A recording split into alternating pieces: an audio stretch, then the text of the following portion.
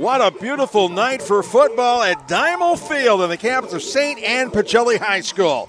It's the Beck Center Game of the Week at Pacelli on Georgia-Alabama Sports Live, presented by Glenn Smith Chevrolet GMC, Coca-Cola, Kinetic Credit Union, and Jack Houston Memorial Hospital, Houston Clinic. I'm Dave Platt along with Austin Allen, and producer Chris Gates as we get ready for the Pacelli Vikings to take on the Turner County Titans in the homecoming game for the Vikings. Austin, this should be fun. It is. It's going to be fun, Dave. Great atmosphere. Parking lot's packed out. Come in here. Everybody's vibrant. Music's playing.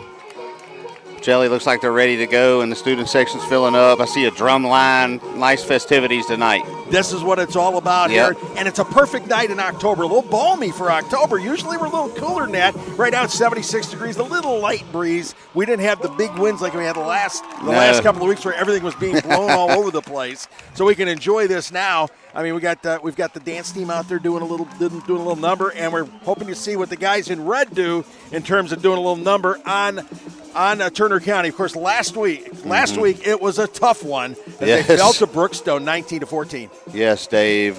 Covered that game with Scott Miller last week. You were there on the sidelines also. I mean, just a tough loss for Pacelli. You felt like they were making good strides and really doing good things in the run game, but just some mistakes and some miscues through that game just really put them behind the 8 ball. I know. Their offense played great. And offensively, I mean, it was Donovan Colvin's show. He had that 59-yard run, picked up 155 yards rushing, scored that touchdown.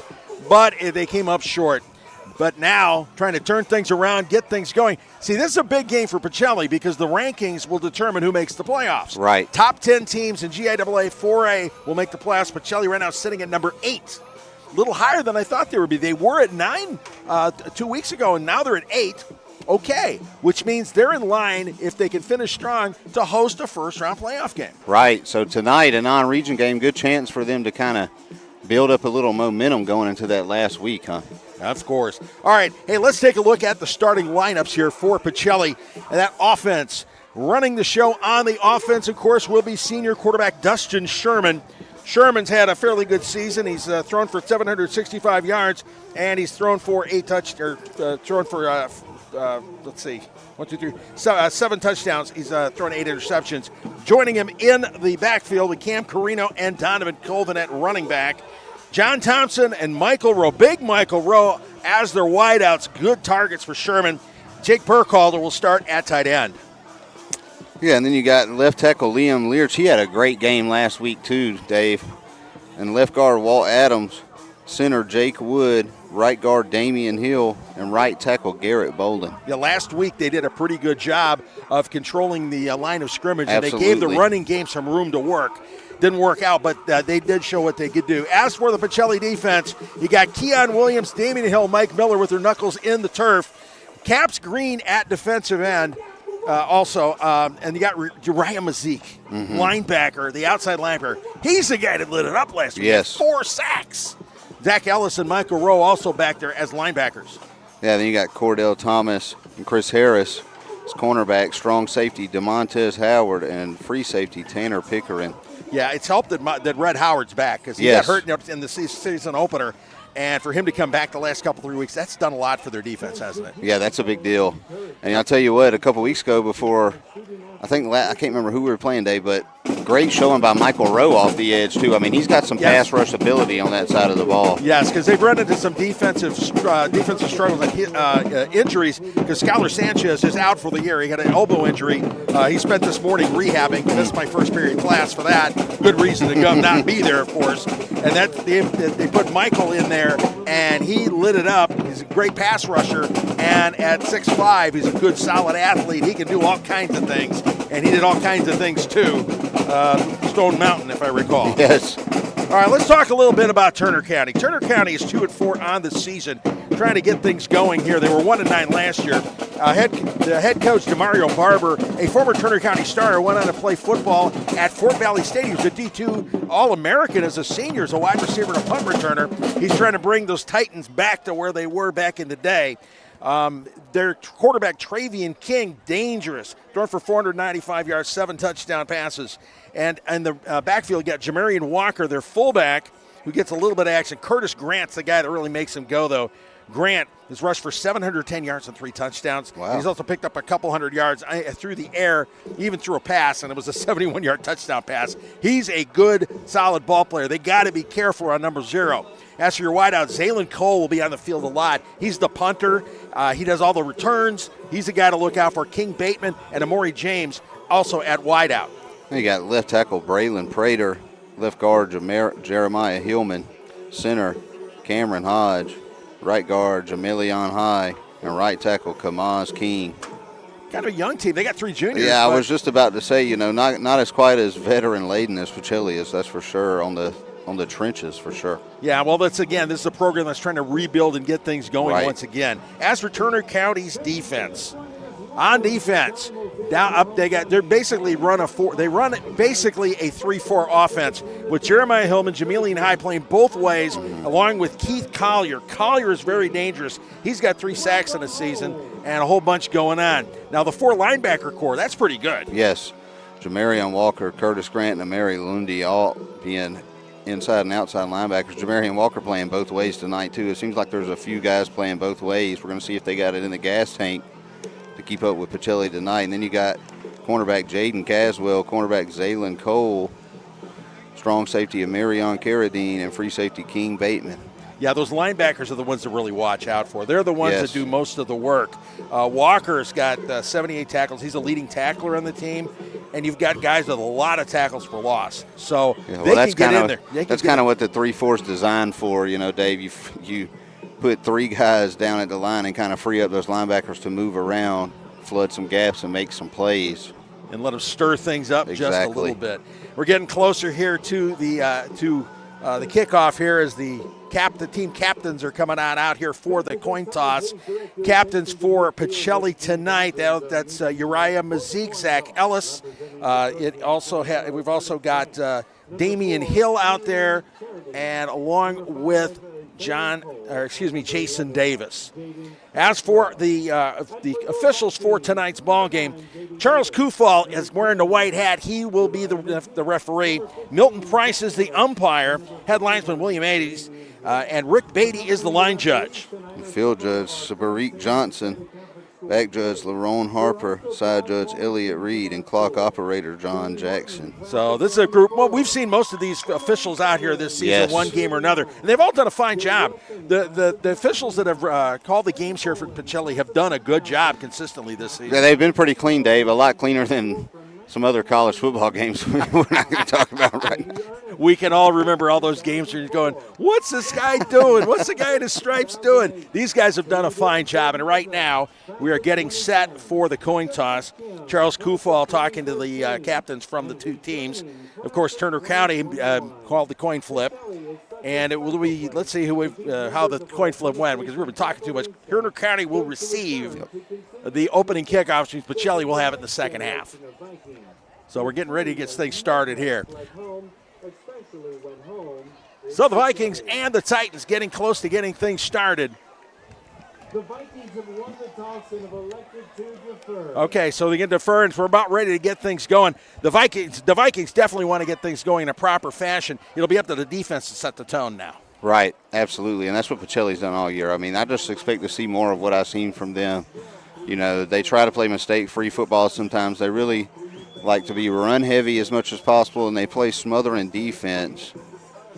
Yeah, so it's important for them to get out to a good start. They're not a team that likes to play from behind, Dave, so they want to come out and just assert their dominance, I think, for the full 48 minutes tonight. Yeah, the one thing they've done on defense, of course, they've done really good on pursuit. There's a lot of red hats on the ball. Turner County's already come on out. The Vikings busting the barrier. Here we come.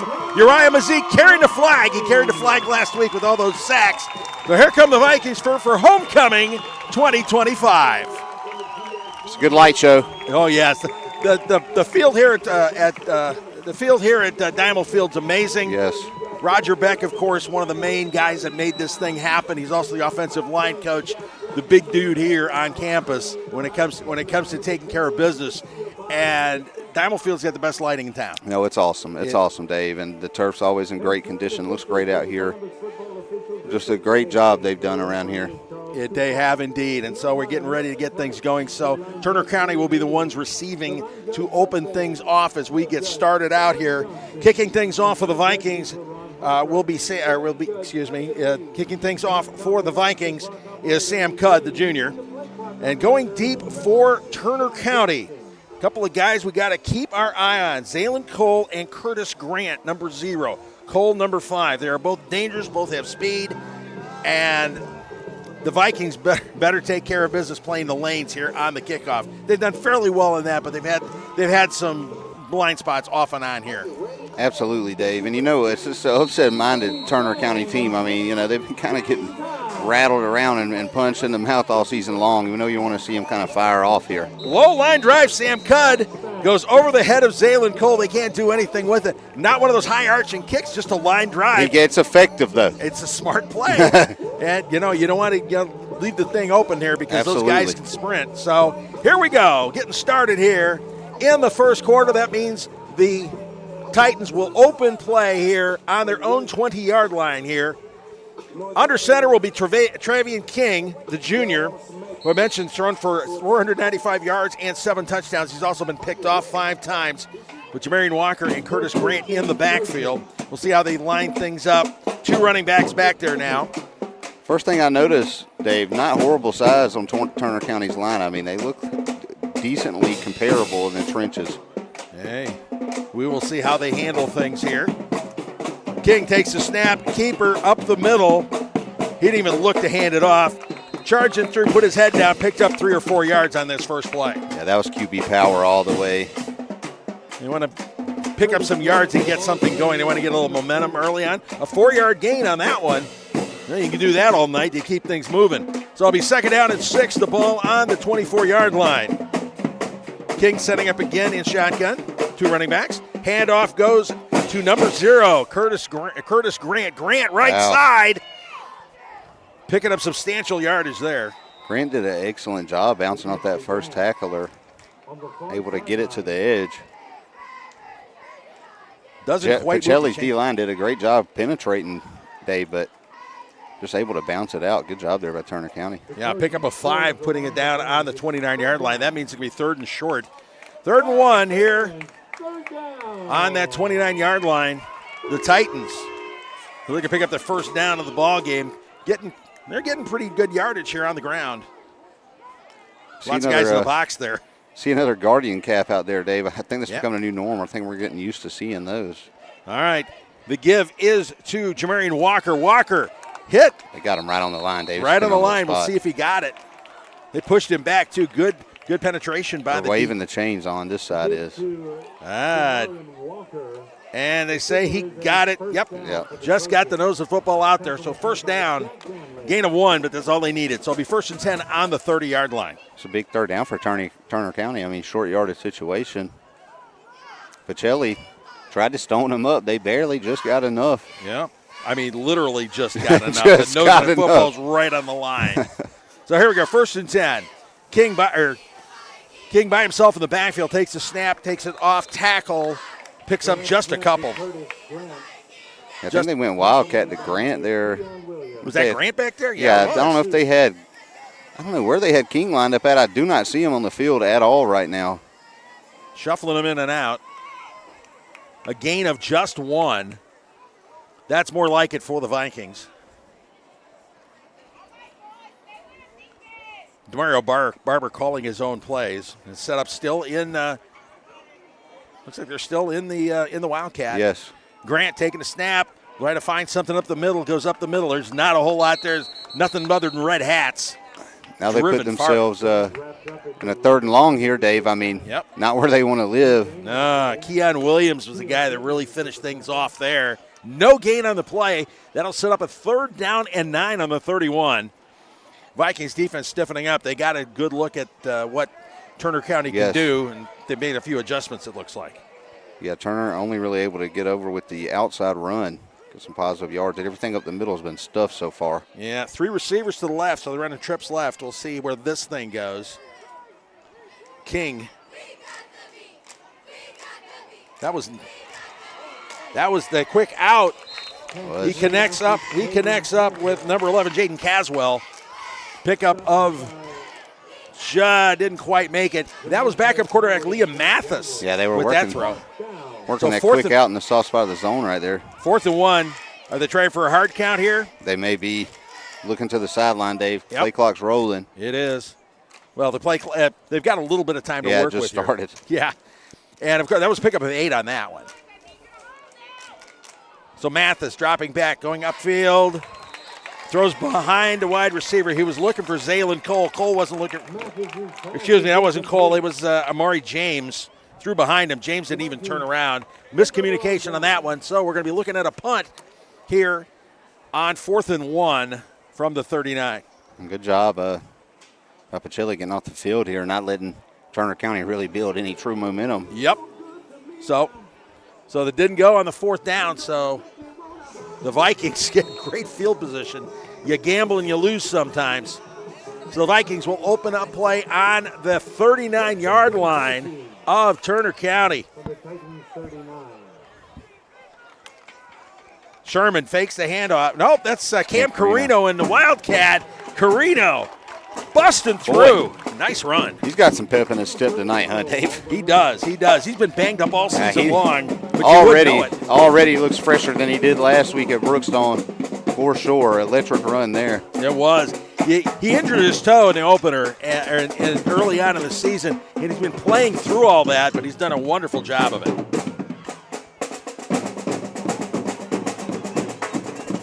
And it's time to give. Looks like to Colvin. Colvin left side picks up the first down. Move the chains. DJ Colvin, excellent job taking contact, giving ground, working back around to the outside. He wasn't looking for a big gainer. He was just looking to move the chains, and that's exactly what he does. He's got great instincts around the first down marker, Dave. He does indeed. So the Vikings 1st and 10 on the 28-yard line of the Titans. I got Sherman lined up out wide here. May as well open the playbook up. You got Caps Green is in H-back formation. Keeper on this one, Camarino running over Zaylen Cole, picking up some nice yardage. Carino played a little bit of quarterback back in middle school. I believe it. If he let one go, I wouldn't have doubted it. No, not at all. He's just a fine athlete. He's a great baseball player too. Remember so. And that puts the ball on the 22-yard line. A pickup of 6, 2nd and 4. This is an interesting set they're in right here, Dave. Like a V. Yeah, a wedge formation. You've got Rowe kind of set up as an H-back there for a bit. Now the shift. All motion out. Now you got trips left and twins right. Sherman pulls it down, runs to his right. Ooh, yeah, that's a flag. Yeah, for sure. That was dead in front of us right there, Dave. Right. If you're going to grab a face mask, don't do it right in front of the side judge. It's just not a good head linesman. Bad idea. That was face mask all the way. Well, this is my 3rd game with the pink flags, Dave. I think I've settled in. Yep. I know what I'm looking for now. Yep. Flags are pink for Breast Cancer Awareness Month for anybody who was unaware of that. There you go. And we got a couple more weeks of those. And so that'll be a first down on the penalty. Seen Michael Rowe on the field last play. First time I've seen him out tonight.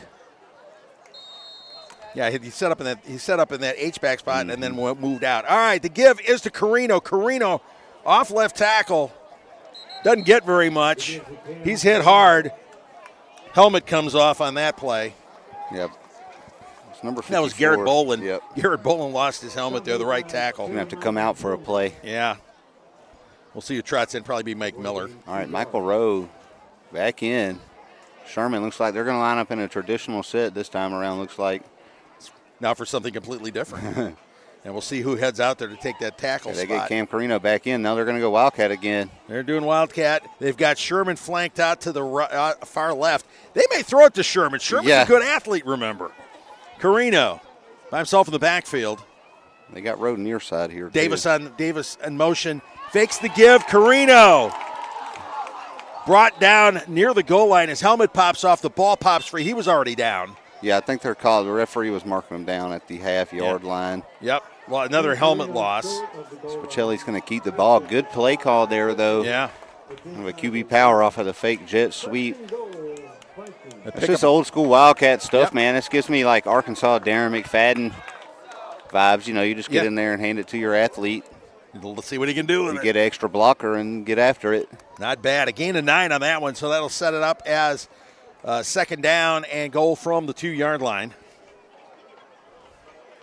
Back to traditional. You got Sherman at quarterback, DJ Colvin in the backfield. A lot of shifting going on. Yeah, I think they're going to get an illegal procedure here. Either that or Turner County's going to call time.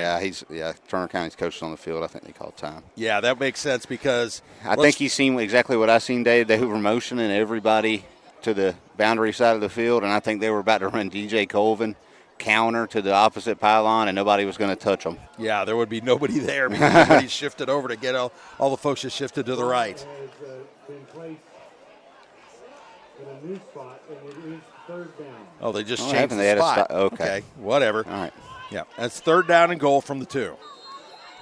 All right, Colvin in the backfield. Again, the shifting going on. Do it again. Same shift, too. Yep. Colvin, right side, touchdown Vikings! DJ Colvin, a 2-yard off-tackle run, and the Vikings are on the board here with 4:42 remaining in the first quarter. A 2-yard touchdown run. Great job by Pacelli scheming that one up. Quick 6 on the board. Pacelli looking strong to start. Yep, they've just marched the ball downfield. They did what they wanted to do. Jude Arsenault setting up for the extra point. He's hit all 24 of them so far this season. Out of the hole to Cam Carino and make it 25-25. It is good. The Pacelli Vikings taking care of business on their opening drive of the ball game to take a 7-0 lead over the Turner County Titans. That's the kind of thing you want to see.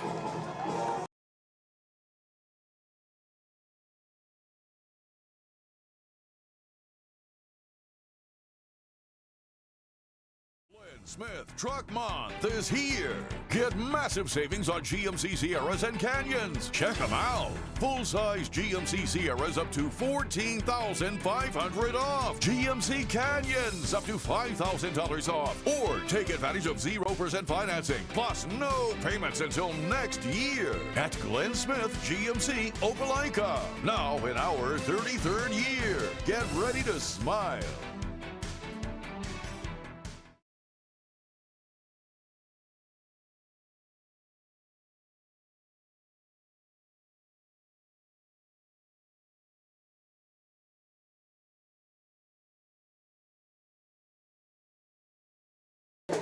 Kicking off after scoring the first touchdown of the game. Sam Cudd booting it. It is hauled in by Curtis Grant at about the 12-yard line. Grant going left side. A pretty big game. Lots everywhere. of flags flying, though. Some yellow ones. There was a yellow one mixed in there, Dave. Yeah, somebody didn't get the Somebody forgot to change their laundry. Yeah, they didn't get the memo on that one. We'll see what that is. It's probably going to be a block in the back.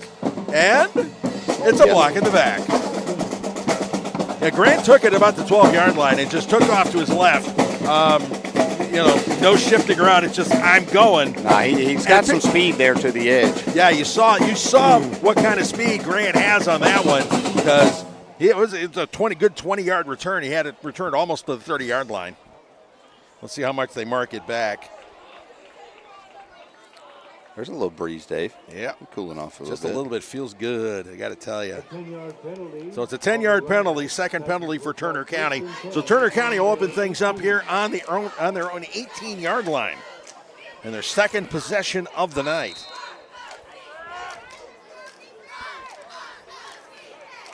Two in the backfield. And a quarterback, Liam Mathis, the sophomore. This is his first substantial playing time of the season, by the way. He's only thrown one pass on the year coming into the game. Mathis takes the snap, quick handoff. And that's Grant. Grant picking up a couple. Brought down. That was brought down by Damian Hill there. A gain of 3. They're picking up a 3 yards, so. 7. Not a bad opening play. No. Nothing fancy, just. Yeah, they definitely don't want to play behind the chains. I mean, they're already behind on the scoreboard. They don't have to press. It's still early. But you got to stay on schedule. Yeah, if you get behind on Pacelli, you might have some problems because Pacelli does have a lot of weapons. All right, so here we go. 2nd and 7 from the 21. A quick screen to Grant, almost picked off. Grant hangs on to it. He manages to pick up 4 yards on the play. Almost picked off. Yeah, great job Pacelli just bringing pressure there. I mean, they were so fast to the ball. Had a couple guys stay home. They really played that screen well. Grant with a good catch, though, able to haul it in. I know, and he managed to score him 4. He picked up 4 yards. There was no room to work, but he picked up 4 yards. Grant is good. No question about wiggle. It. Very much so. I mean, 209 yards coming in receptions, 710 yards rushing. I mean, he'll top 1,000 yards for the season, total yards in this one. So Mathis shifts out, so we got a wildcat basically. And it's Grant taking the snap, going straight up the middle, trying to power through. About a yard. Maybe a yard, maybe 2. That was Damian Hill again. So we're having an old-fashioned wildcat off tonight so far. Yep, pick up a 2.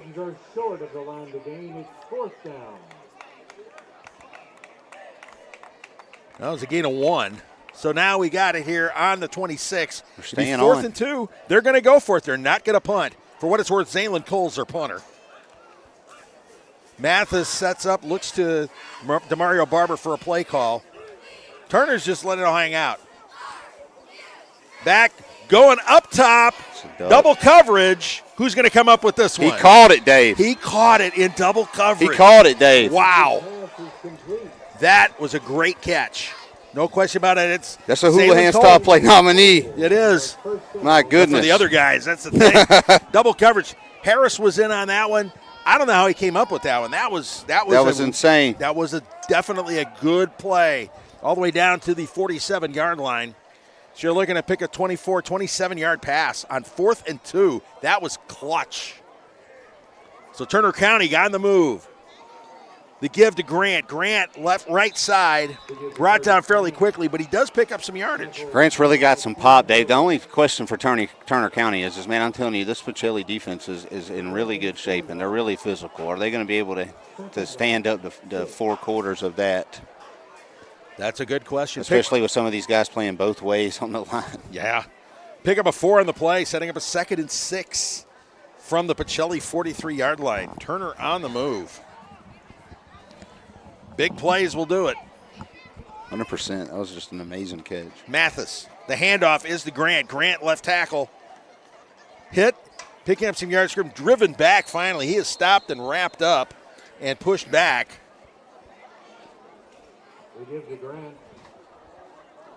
Damian Hill's getting a lot of work in there, that's for Absolutely. sure. Let's see how much they give him. Let's see where they mark that one. A substantial gain of a gain of 5. That sets up a 3rd down and 1. Ball on the 39.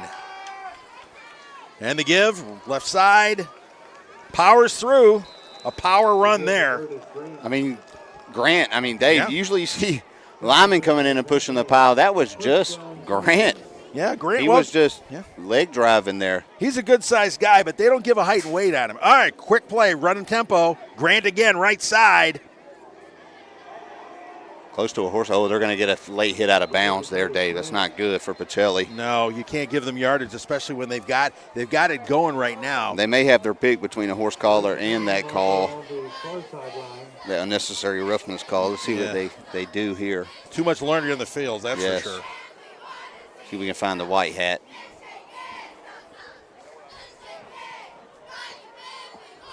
Let's see what Charles Kufal signals here. Personal foul, face mask. For a face mask, okay. Okay, well.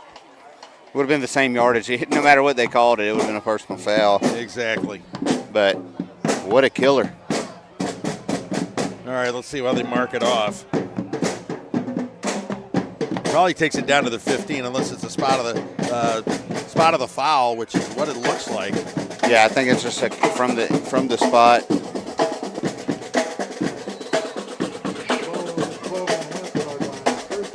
So first and 10 from the 12-yard line. Turner County in the red zone. Mathis hands it off to Grant. If it ain't broke, don't fix it. He goes straight up the middle, picking up about 5.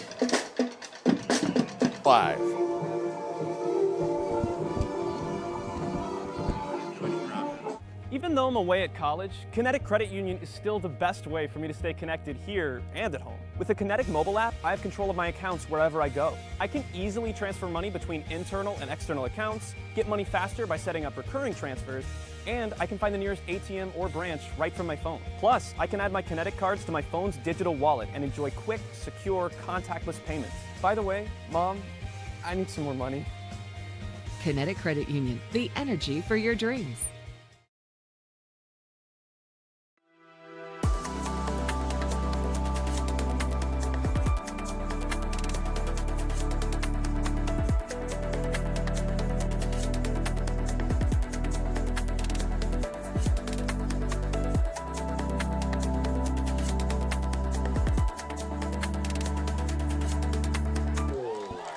Hey, we want to thank Carol Purdue as our first quarter sponsor. It was brought to her. She's our local State Farm agent, supported Georgia Alabama Sports Live from the beginning. Give her a call today. She's the biggest State Farm agent in East Alabama. Customers both sides of the river. We got to start the second quarter now. Ball on the 7-yard line. Second and 6 for Turner County. They're in a shotgun, they're in the Wildcat formation. Curtis Grant lined up there. Grant taking the snap, going straight up the middle, powering, getting it past the 5-yard line. We'll see if they mark it on the 4. So a pickup of at least a couple. Howard stops him. Vikings defense has got to stiffen up now. Yes. Gave up if you just joined us, they gave up a monster catch into the first quarter. I mean, it was insane in between two Pacelli defenders. He somehow came down with it. On a 4th and 2, yeah. And then they have the face mask penalty, and that's where we end up pretty much here. Yeah, the ball on the 4, so it is 3rd down and 2 for Turner County. Again, Grant and the Wildcat taking it straight up the middle, untouched, into the end zone for the touchdown. So the Titans are on the board on a 4-yard touchdown run by Curtis Grant. Curtis Grant, senior, his last ride on this Turner County ball club, and he's putting them on their back right now, Dave. He's done a good job. They want him in here. They want him to carry the mail. That's exactly what he's done. Setting up for the extra point, Aaron Jose out of the hold of Emerian Carradine. Gotta love high school football. We got wide receivers, running backs. And it's blocked. The kick is blocked. How about that? Keon Williams coming on in and blocking the extra point. Do they just blow it immediately dead in high school, Dave? Yes, they do. You Okay. can't return it. All right. It's dead there. So great play there by Keon Williams. It's his 3rd block kick of the season. Wow. All right, so let's take a break here. You're watching Vikings football on Georgia Alabama Sports Live. Hello, everybody. This is DJ Jones with the Sports Visions Morning Show for the best in local, regional, and national sports news. Weekdays from 6 a.m. to 9 a.m. You can find the Sports Visions Morning Show on Facebook, YouTube. Also, you can listen to us on Apple and Spotify by typing in the Sports Visions Morning Show, and download the Sports Visions radio app right now in your app store today. Sports Vision 92.1. We are your hometown sports guys. And we're back at Dynamo Field. Pacelli and Turner County going at it. Homecoming for the Pacelli Vikings. The Vikings leading this one 7-6 here early in the second quarter. Turner County putting a drive to find the end zone there. Wow, I mean, this is a good job by Turner County. They had the huge explosive passing play. Curtis Grant on the ground, a weapon down there in the red area, able to capitalize on Pacelli's mistake of getting a little too rambunctious on the sidelines. Grant, the kick. By the way, Grant is also the guy that does the kickoffs. I think we got an offsides on him right here. Yeah, somebody jumped the gun there on the kickoff. So back it up 5 yards.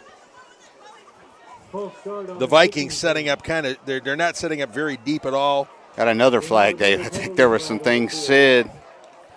Uh-oh. Offsides, they said so far. Yeah, you don't necessarily want to give it away for the here. white hat here. Yep. See what his call is. Hopefully things aren't going to get too chippy here. Charles Kufal. Let's see what he signals. Offsides. Yep. The false start of the kicking team. And then Also a dead ball foul. unsportsmanlike conduct. Yeah. Wow. Nothing done there, Dave, but Yeah. when you see a ref throw a flag as high as that one did, somebody said something to him that he didn't quite like. Yeah. Some of the magic words, don't do it. Don't do it. So that's going to push Turner County way back. The Vikings are going to have great field position to open things up. I mean, the kickoff returners are parked there on the 45-yard line. You got to be careful. Grant here got the ball laid flat on the ground. Yeah, it's a Dave. watermelon kick, Yep. so we'll see what happens here. Kicking it from the 25, or from the 20. Low bouncer to DJ Colvin, who scoops it up at about the 46. Colvin across midfield, taking it down the far side, the near sideline. Pushed out, it goes out of bounds at about the 40, somewhere around the 40-yard line. So the Vikings have great field position. No DJ question about Colvin he does a good job every time he touches the ball, Dave. I mean, just great fundamentals on the kid. He does things the right way. Turner County guy got a helmet ripped off. There is some more laundry on the field. Yes, this one's a yellow flag. We'll try to figure out who it is that didn't get the memo on what color the flag should be. And the call on this one, it is on an illegal substitution from Turner County. Turner County getting a little sloppy after the touchdown. Yep. Have a great momentum swing and you put yourself back in the hole. You got to be careful with stuff like that. Illegal participation, they call it. So the ball will be set up on the 25-yard line. The Vikings, short field to say the least. Excuse me, is that on the 30? It's set up on the 25. Legal participation. Dave, did somebody step on the field they wasn't supposed to? You know, last time I heard that call was when Mike Tomlin tripped a guy on the sidelines. It's been a minute for sure. All right, the Vikings set up in they're in Wildcat formation. Cam Carino will take the snap here. He hands it off, and the handoff up the middle or a little bit off tackle. It picked up a little ball bit. Out, Dave. Turner County ball. We got the back judge signaling that. I'm not sure what we're going to have. Yeah.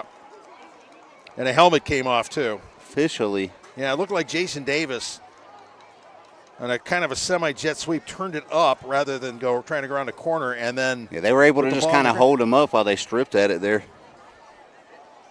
So, one play, fumble, turnover.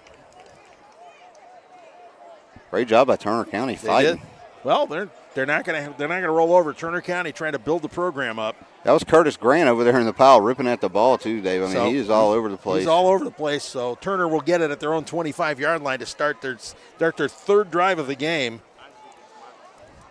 An oops by Pacelli. Yes. The defense is going to have to stiffen up and try to keep Turner from moving the ball like they did on the last drive. Not a bad spot of the field to turn the ball over if you're gonna. No. I mean, to be honest. Yeah, it's not great field position for Turner, but the whole thing was that screamed getting points on the board.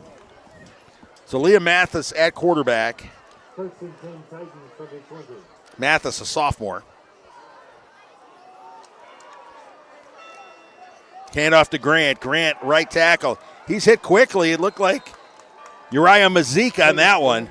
Wrapped him up pretty good. Absolutely. Broke that thing up. But look at that. They still picked up 5 yards.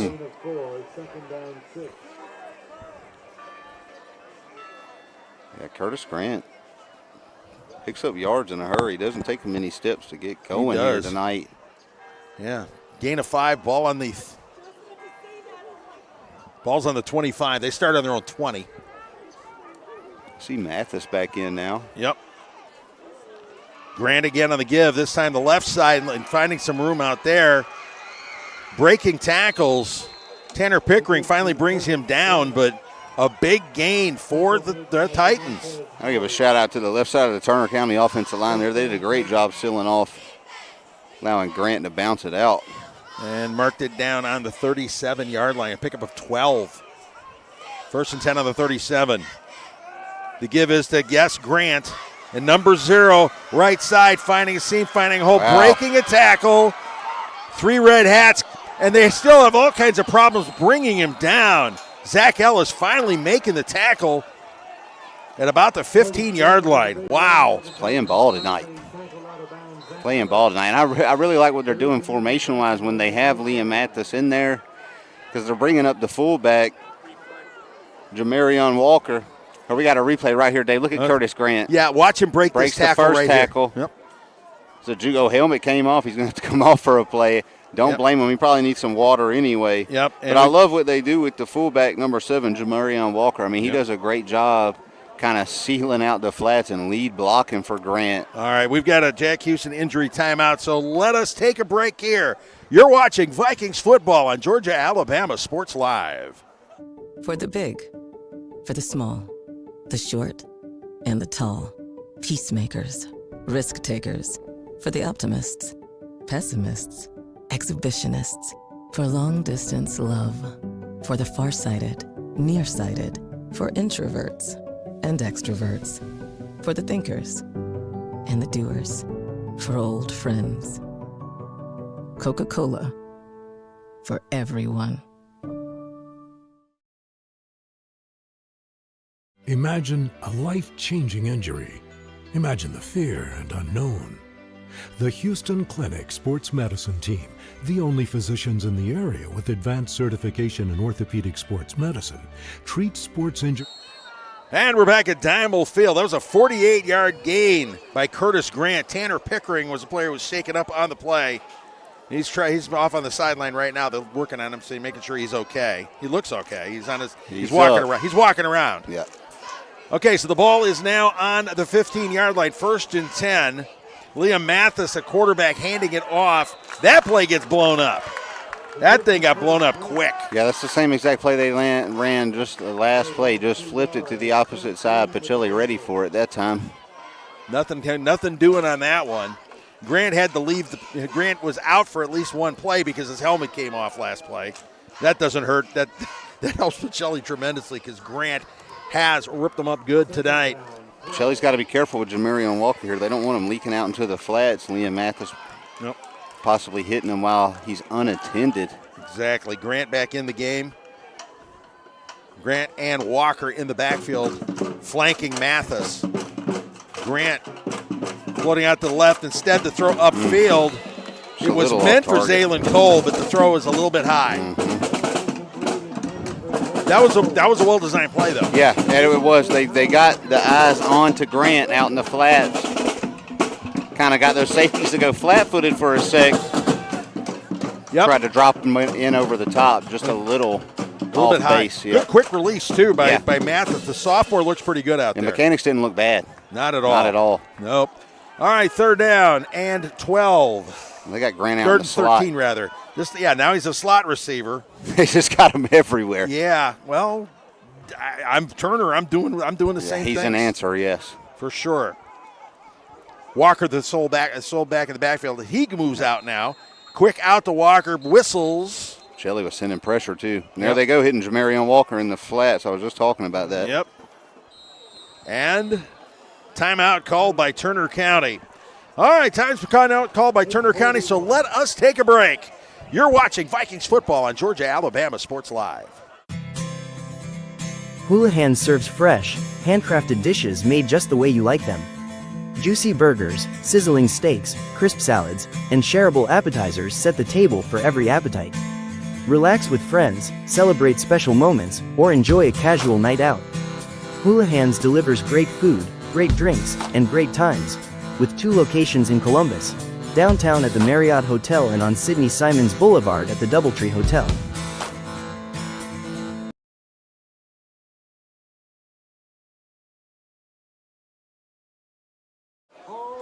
And we're back at Diamond Field here. 2nd quarter, Pacelli taking on Turner County. Hey, special thanks to Glenn Smith for being our original presenting sponsor. From day one, their unmatched support and commitment to our community has fueled our mission to bring you the very best in local sports coverage. We're proud to partner with them again as we kick off year 4 together. All right, it's 3rd and 13 for Turner County on the 18-yard line of Pacelli. Vikings defense trying to hold them here. They were sending pressure. We think we got to jump on the... We'll see who they call it on Pacelli. Interesting. I didn't see anybody jump the line. Yeah, I'm not sure. Yeah. Maybe there was a flinch on the D-line. Yeah, it's possible. Almost to jump here. All right, so that changes things a little bit now. Now you're looking at 3rd and 7? Yeah. Yeah. 3rd and 7 here. Ball on the 8. Do not see Mathis in the game. 3rd down, 7. I think this is 4-down territory for him here. Well, it's been 4-down territory all night long. Yeah. They haven't even tried to punt. Okay, Walker shifting out to a slot, so empty. it's King back there. That's Grant. And Grant coughs up the football. He's hit. Who comes up with it here? I think it's a red hat. Yeah, I think Pacelli fell on it. Nope. Oh, Grant able to get it Grant back. managed to get back, and I don't know how that happened. The ball almost got slung out of his hand. Somebody stripped the ball. But the Vikings, with 3 guys around it, Grant somehow, that's how good this guy is, somehow managed to get his hands back on the football. Okay, they're bringing Mathis back in, Dave. Yep. All right, so it's 4th and 10 here. Ball on the 16-yard line. I think they're going to try and clear out and hit Grant underneath and see if they can do a little catch and run into the end zone here. Maybe a little halfback wheel route. Now they're going to move him out. Yeah, so Mathis by himself in the backfield.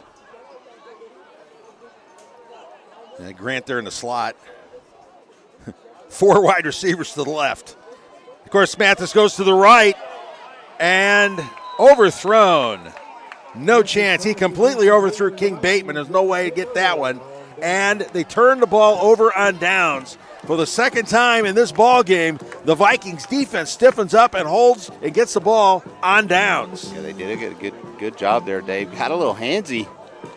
Got away with it. Clean play, though. I know. Well, the ball was so overthrown, there was no way to catch him anyway. Yeah. But you're right. I saw him grabbing, so we'll take it. Got to be weary. We will take it. There is no question about that. So the Vikings opening things up on their own 16-yard line. Here with 7:39 remaining here in the second quarter. Vikings holding a 7-6 lead.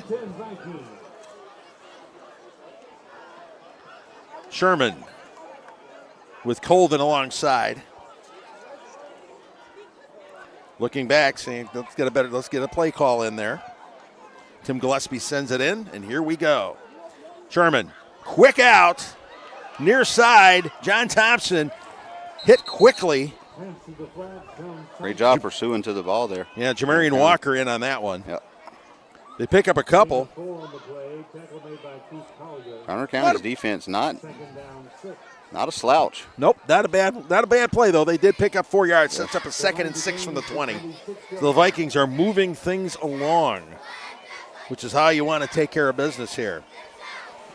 Don't forget, we'll give out the Alex Quinney All-State Good Hands Player of the Game when things are over. A lot of game to be played. We'll see who comes up big for the Vikings on this one. Well, there's a guy taking the snap who's a nominee. I would think so, just standard. Cam Carino keeps it on the Wildcat. Right side, powering, trying to pick up the first down. He comes close.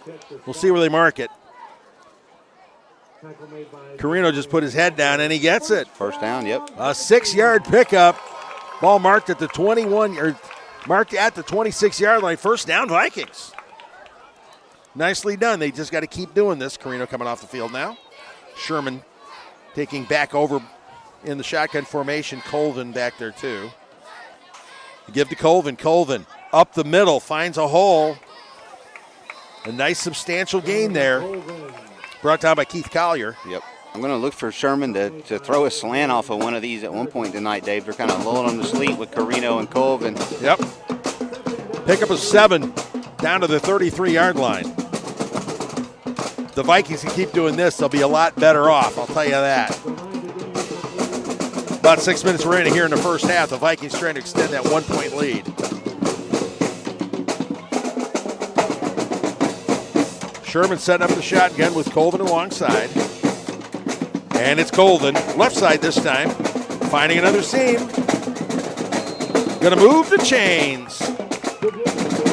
First down, Vikings. Good run by Colvin. Yep.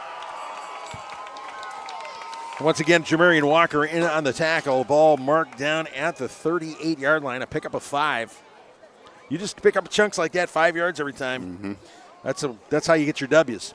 Got to get down the field mistake-free, clean operation. All right. Pacelli succeeds here. Carino in now. And the handoff to Carino. Carino right side. Finds a hole. Gets flipped. Lands on his head.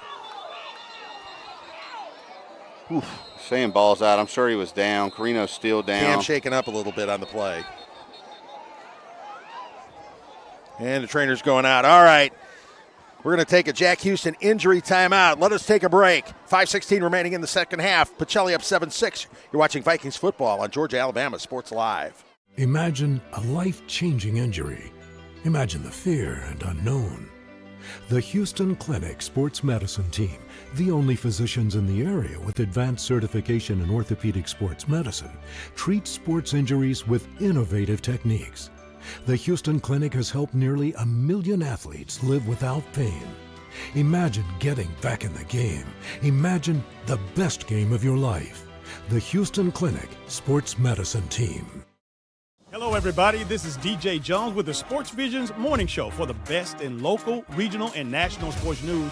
Weekdays from 6 a.m. to 9 a.m. You can find the Sports Visions Morning Show on Facebook, YouTube. Also, you can listen to us on Apple and Spotify by typing in the Sports Visions Morning Show, and download the Sports Visions radio app right now in your app store today. Sports Vision 92.1. We are your hometown sports guys. For work or play, it's Glenn Smith Chevrolet. Silverado and Colorado's ready to roll for Chevy Truck Month. Get going in a powerful new full-size Chevrolet Silverado with discounts up to $13,500 off. Test drive the mid-size Chevy Colorados. Big performance and big discounts up to $5,000 off. People from all over the USA are coming to Glenn Smith Chevrolet. Get ready to drive and get ready to smile. Even though I'm away at college, Kinetic Credit Union is still the best way for me to stay connected here and at home. With the Kinetic mobile app, I have control of my accounts wherever I go. I can easily transfer money between internal and external accounts, get money faster by setting up recurring transfers, and I can find the nearest ATM or branch right from my phone. Plus, I can add my Kinetic cards to my phone's digital wallet and enjoy quick, secure, contactless payments. By the way, Mom, I need some more money. Kinetic Credit Union, the energy for your dreams. All right, back at Diamond Field, scary moment there. Cam Carino got flipped on a 7-yard pickup, landed kind of on his head. His helmet came off, but he walked off the field under his own power. That's great to see. We seen him sit up, and they were tending to him for a minute, and just see him walk off the field. Yeah, he's a gutsy kid, no question about it. The junior is one of the guys that's the heart of this team. All right, so it's a 2nd down and 3 from the 45-yard line. Dustin Sherman in the backfield along with Colvin, handing it off to Colvin. Colvin, left tackle, breaks a tackle. He broke through, got it across midfield into Titan territory. Nice run. Colvin's got such good vision, man. I mean, he is just – it's like he's got snake eyes back there, Dave. He's got little fly eyeballs. He can see out of every angle. Yeah. Pickup of 6. And he waits for his lineman to set the block, too. Mature beyond his years, honestly. No question about it. All right, 1st and 10 from the 49 of the Titans. Vikings on the move. Hand off to Colvin. Colvin right side, trying to break it down the far sideline. Nice little gain there before he is dragged down by Jaden Caswell. Colvin with another 1st down. You can see Colvin all season long. The progression he has made. Absolutely. He is playing great football. Ball marked down on the 34-yard line. So that was a pickup of 15. That's how you pick it up in chunks like that. That's how you put points on the board. No question about it. There we go. 1st and 10 from the 34. Sherman. No, that one's not going anywhere.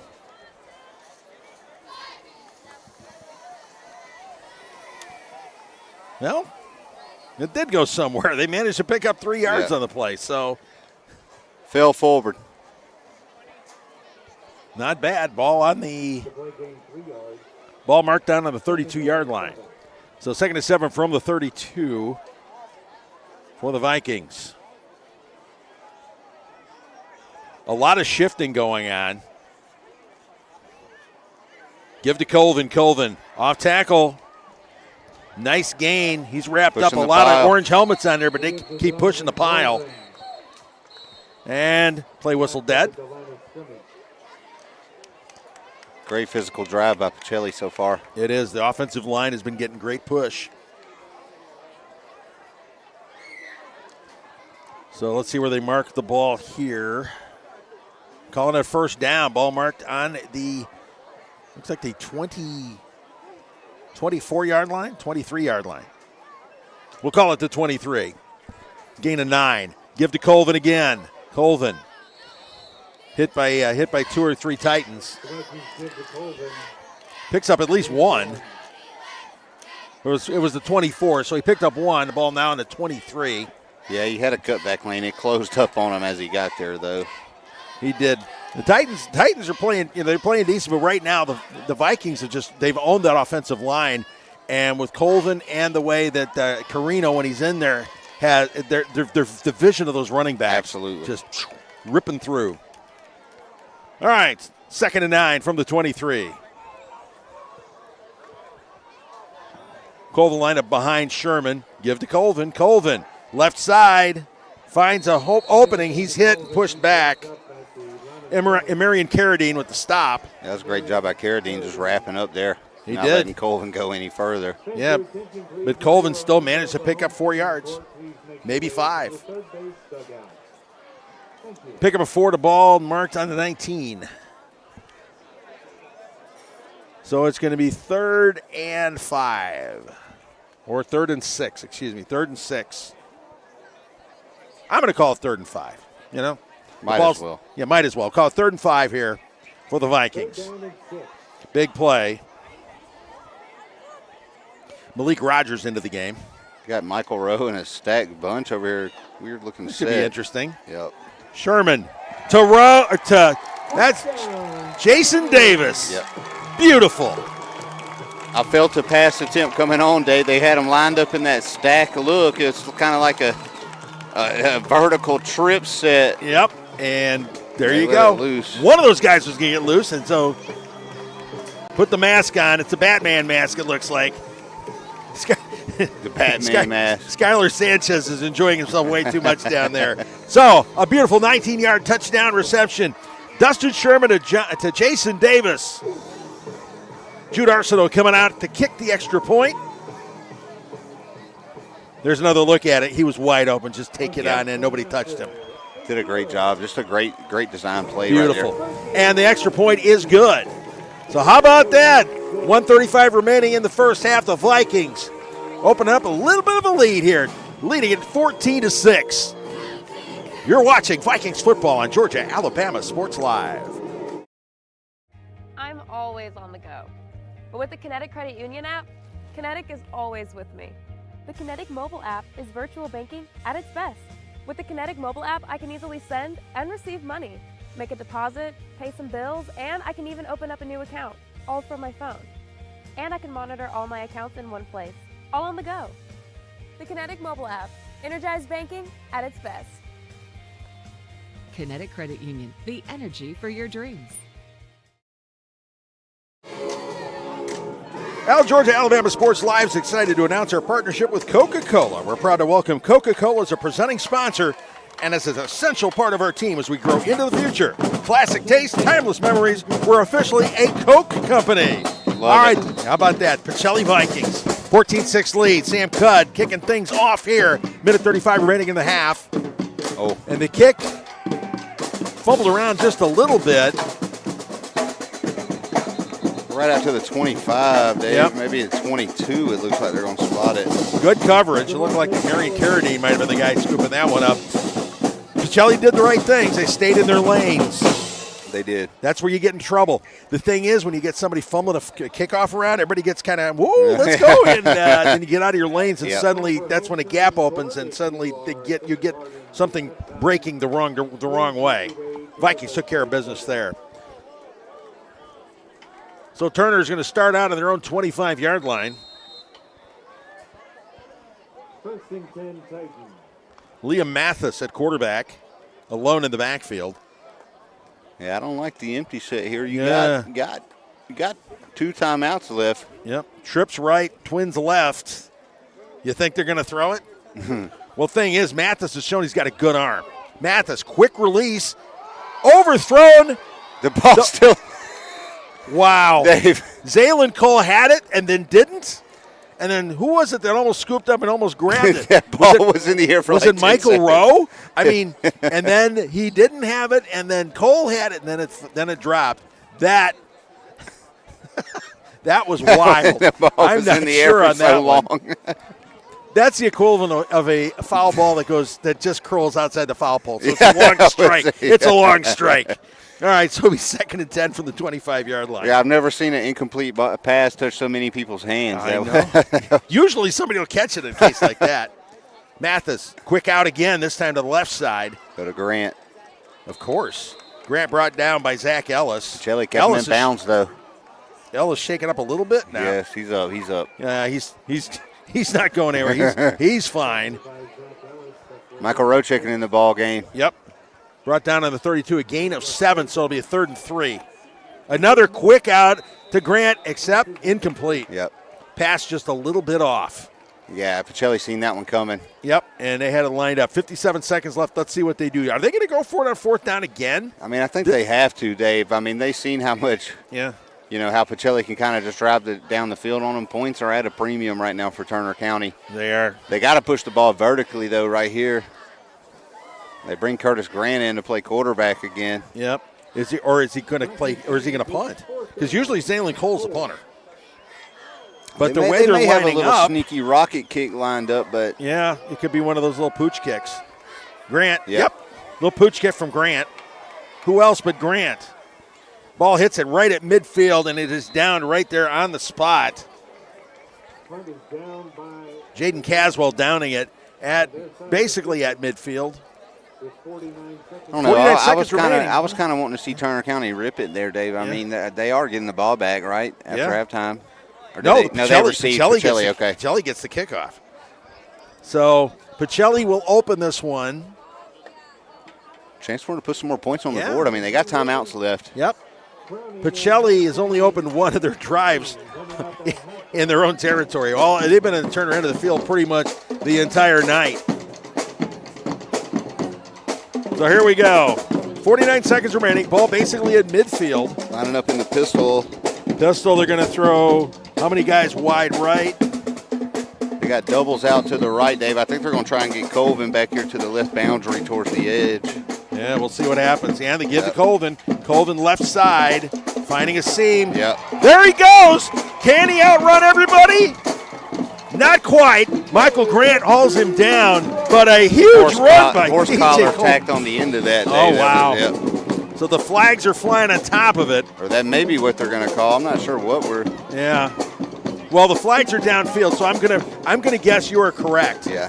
If he didn't horse collar him, he was in. Oh, it was. Yeah, it was a pretty ragged tackle. It was. But the tackle was down at the 10, so it was a 39-yard gain. And they picked the flag back up, Dave. Whatever it is, I think they're just going to wave it off here. Did they call a fumble on this one? I believe they did. did. The Pacelli defense is out there. So they called a fumble on that one. We never got the call from the white hat. They've done that to us a few times before. Right. So but yeah, I guess they lost the ball right at the end of that play. And so Turner's going to have the ball on their own 9. On what was a great run. Yep. The pass batted down. Wow. Pacelli all over these swing passes. Turner County's really going to have to look away from that. Yep. I think Uriah Mazik. I'm guessing Uriah Mazik is the guy who knocked it down because he looks upset that he didn't hang on to it. He had a hand on it. He had one of them big old paws on it. Yeah. I mean, Uriah is also wide. He's, if they can throw him out there wide receiver they want. He's got really good hands. He's a great athlete. So yeah, it's disappointing when you play wide receiver and you're also on defense and you don't catch and you're like, All right, the give is to Grant. Who else? Grant right side brought down by Mazik. Grant just a strong runner, man. I just don't know if he can hold up for this full 4 quarters, man. And he picked up. We got more extracurriculars. No. Somebody's shaking up. No, there's flags. flags. We got a Jack Houston injury timeout here. There's flags. There's flags, too. All right, so let's take a break here. You're watching Vikings football on Georgia-Alabama Sports Live. Imagine a life-changing injury. Imagine the fear and unknown. The Houston Clinic Sports Medicine Team, the only physicians in the area with advanced certification in orthopedic sports medicine, treats sports injuries with innovative techniques. The Houston Clinic has helped nearly 1 million athletes live without pain. Imagine getting back in the game. Imagine the best game of your life. The Houston Clinic Sports Medicine Team.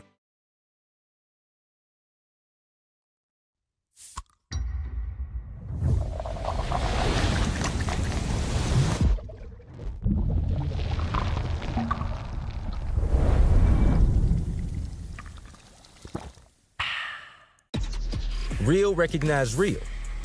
Real taste, unmistakably Sprite. Real refreshment, crisp lemon lime. Sprite, obey your thirst.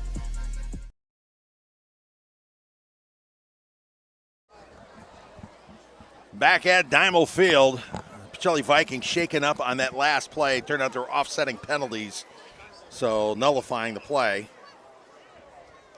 And who is coming off there? Is that Uriah Mazik? I believe so, number 10. Looks like number 10, Yep. Uriah Mazik, shaken up on that last play. Took a shot to the ribs, it looks like.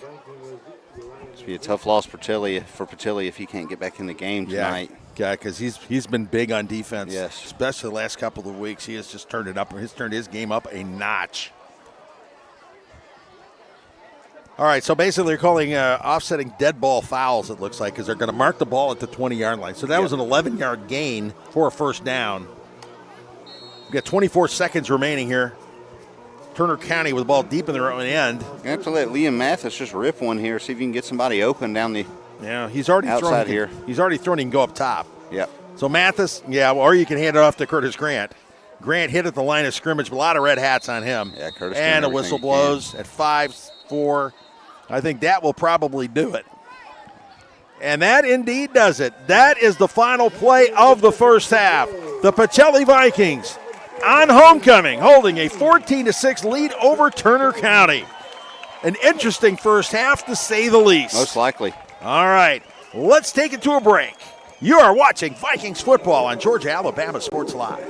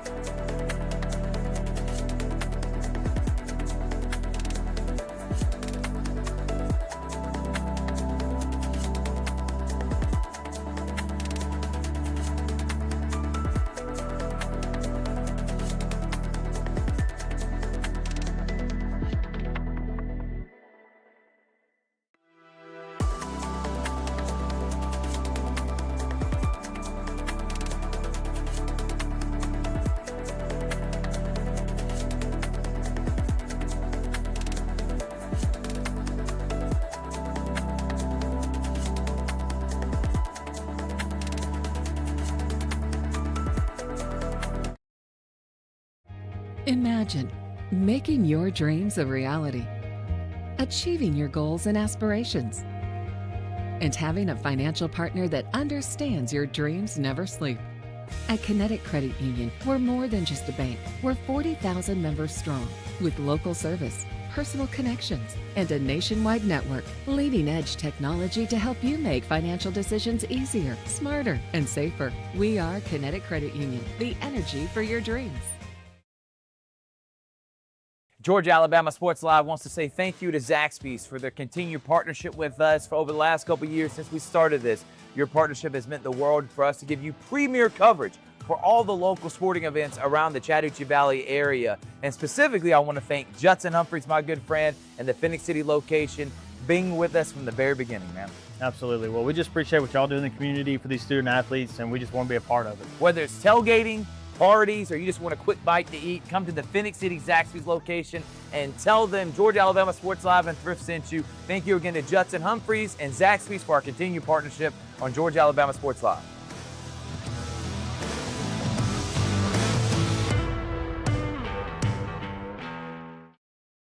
For the big, for the small, the short, and the tall. Peacemakers, risk takers. For the optimists, pessimists, exhibitionists.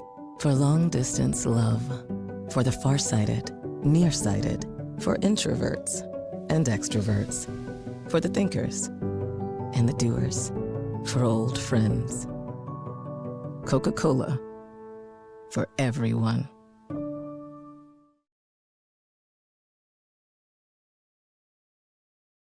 Imagine a life-changing injury. Imagine the fear and unknown. The Houston Clinic Sports Medicine Team, the only physicians in the area with advanced certification in orthopedic sports medicine, treats sports injuries with innovative techniques. The Houston Clinic has helped nearly 1 million athletes live without pain. Imagine getting back in the game. Imagine the best game of your life. The Houston Clinic Sports Medicine Team. Hello, everybody. This is DJ Jones with the Sports Visions Morning Show for the best in local, regional, and national sports news.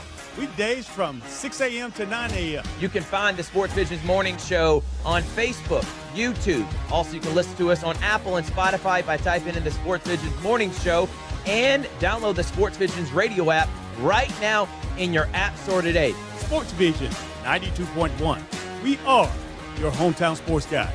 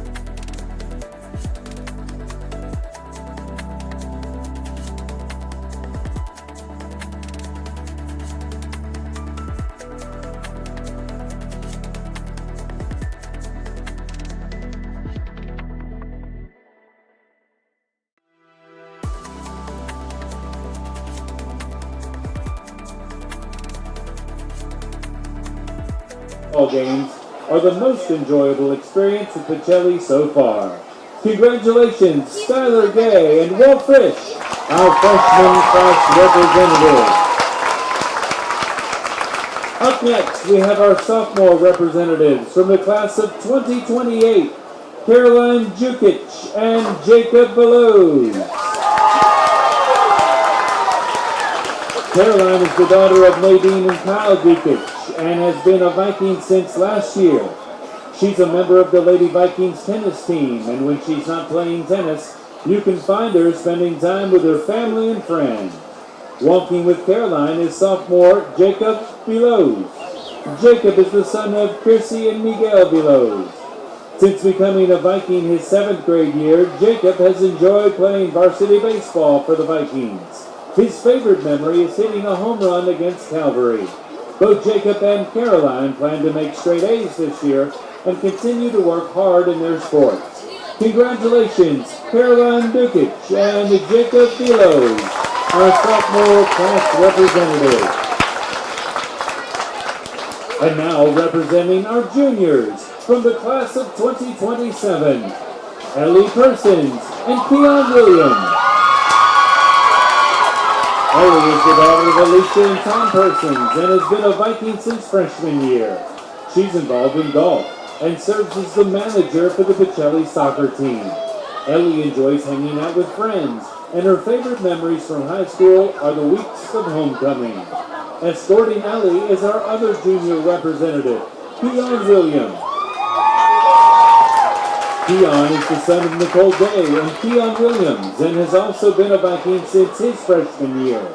When Keon is not blocking field goal attempts from the varsity football team, he's participating with the Pacelli track and field team. Keon's favorite thing about Pacelli is feeling welcome, safe, and supported. Both Keon and Ellie plan to pursue college and are striving for academic excellence this year. Congratulations to our junior representatives, Ellie Persons and Keon Williams. And now, representing the senior class, starting with Anna Doe and Matthew Melvin. Anna is the daughter of Diana and Ricky Doe and joined the Viking family in the 4th grade. Anna is currently a member of the National Honor Society, along with several other honor societies, including Spanish, English, Rho Kappa, and Science.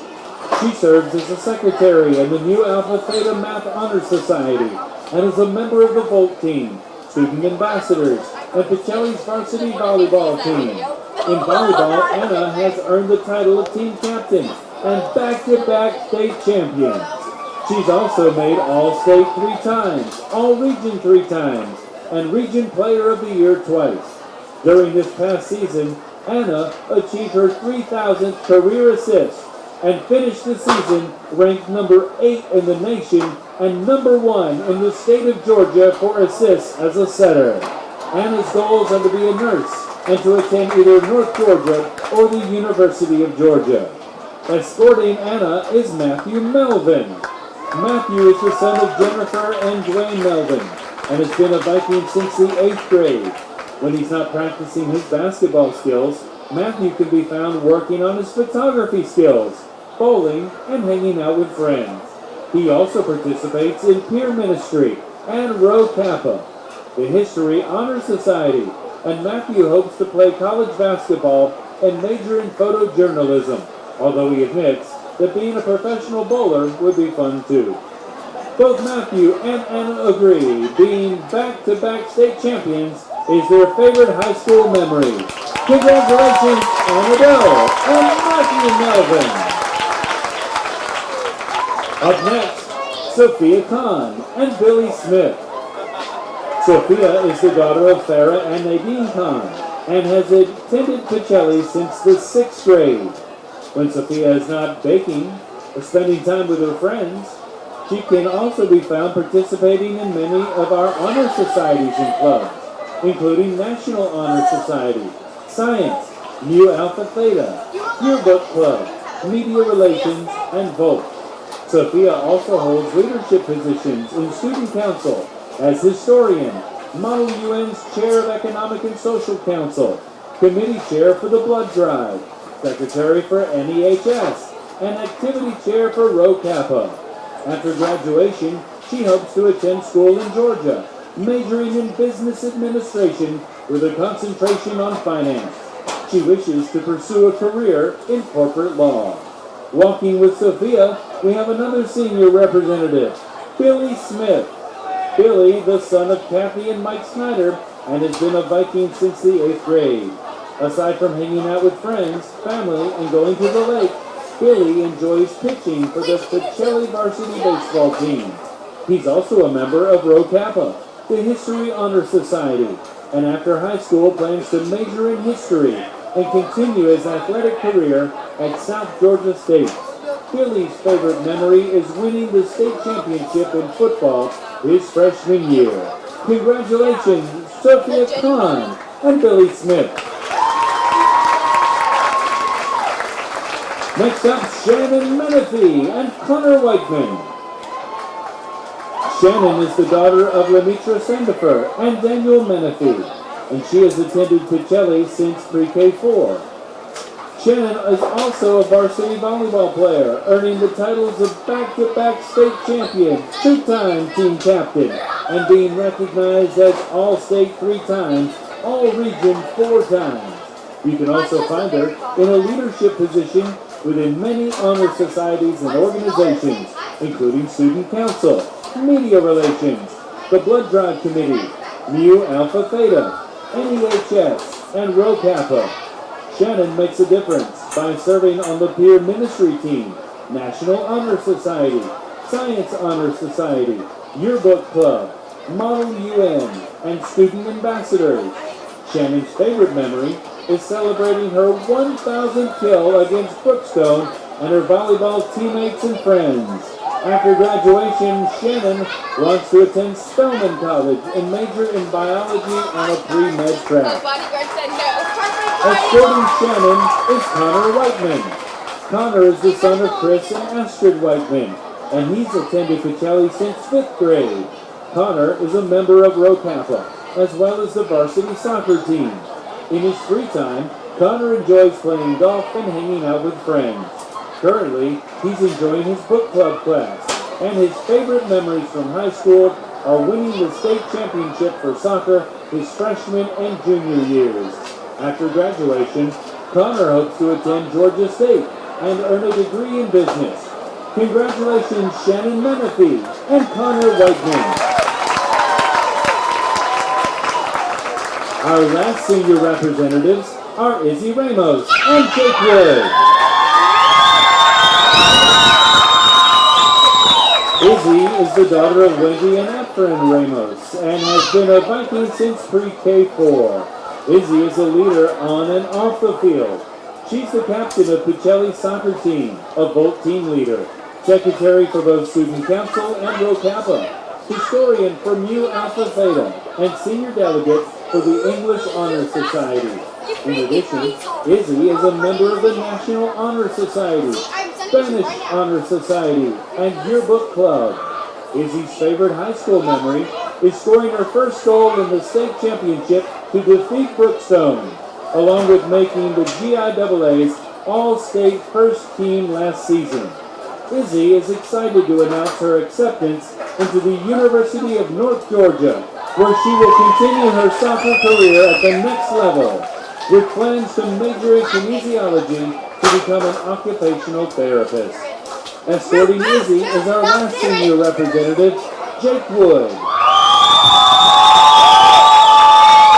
Jake is the son of Melissa and Jacob Wood, and he joined the Viking family his freshman year. Since then, Jake has enjoyed playing varsity football for Pacelli. His favorite memory is beating Brookstone in the semifinals his freshman year. And when Jake isn't fishing or hanging out with friends, he can be seen serving in the National Honor Society, National English Honor Society, Mu Alpha Theta, and Rho Kappa. Jake plans to attend Auburn University and major in veterinary medicine. Congratulations to Izzy Ramos and Jake Wood. Thank you, family. Let's give a big round of applause for all of the class representatives. And now, the moment you've all been waiting for. The 2025 Homecoming King is Matthew Melvin.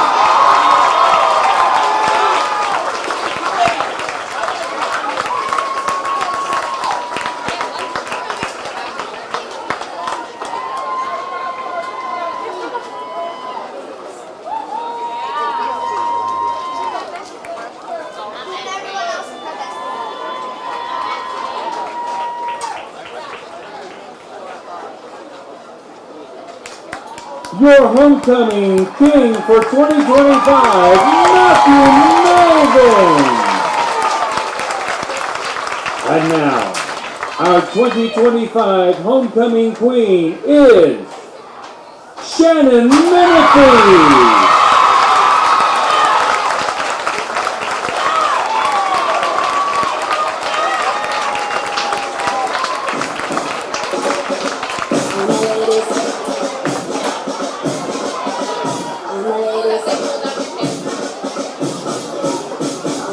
your homecoming queen for 2025, Shannon Menifee. Ladies and gentlemen, the 2025 homecoming king and queen, Matthew Melvin and Shannon Menifee.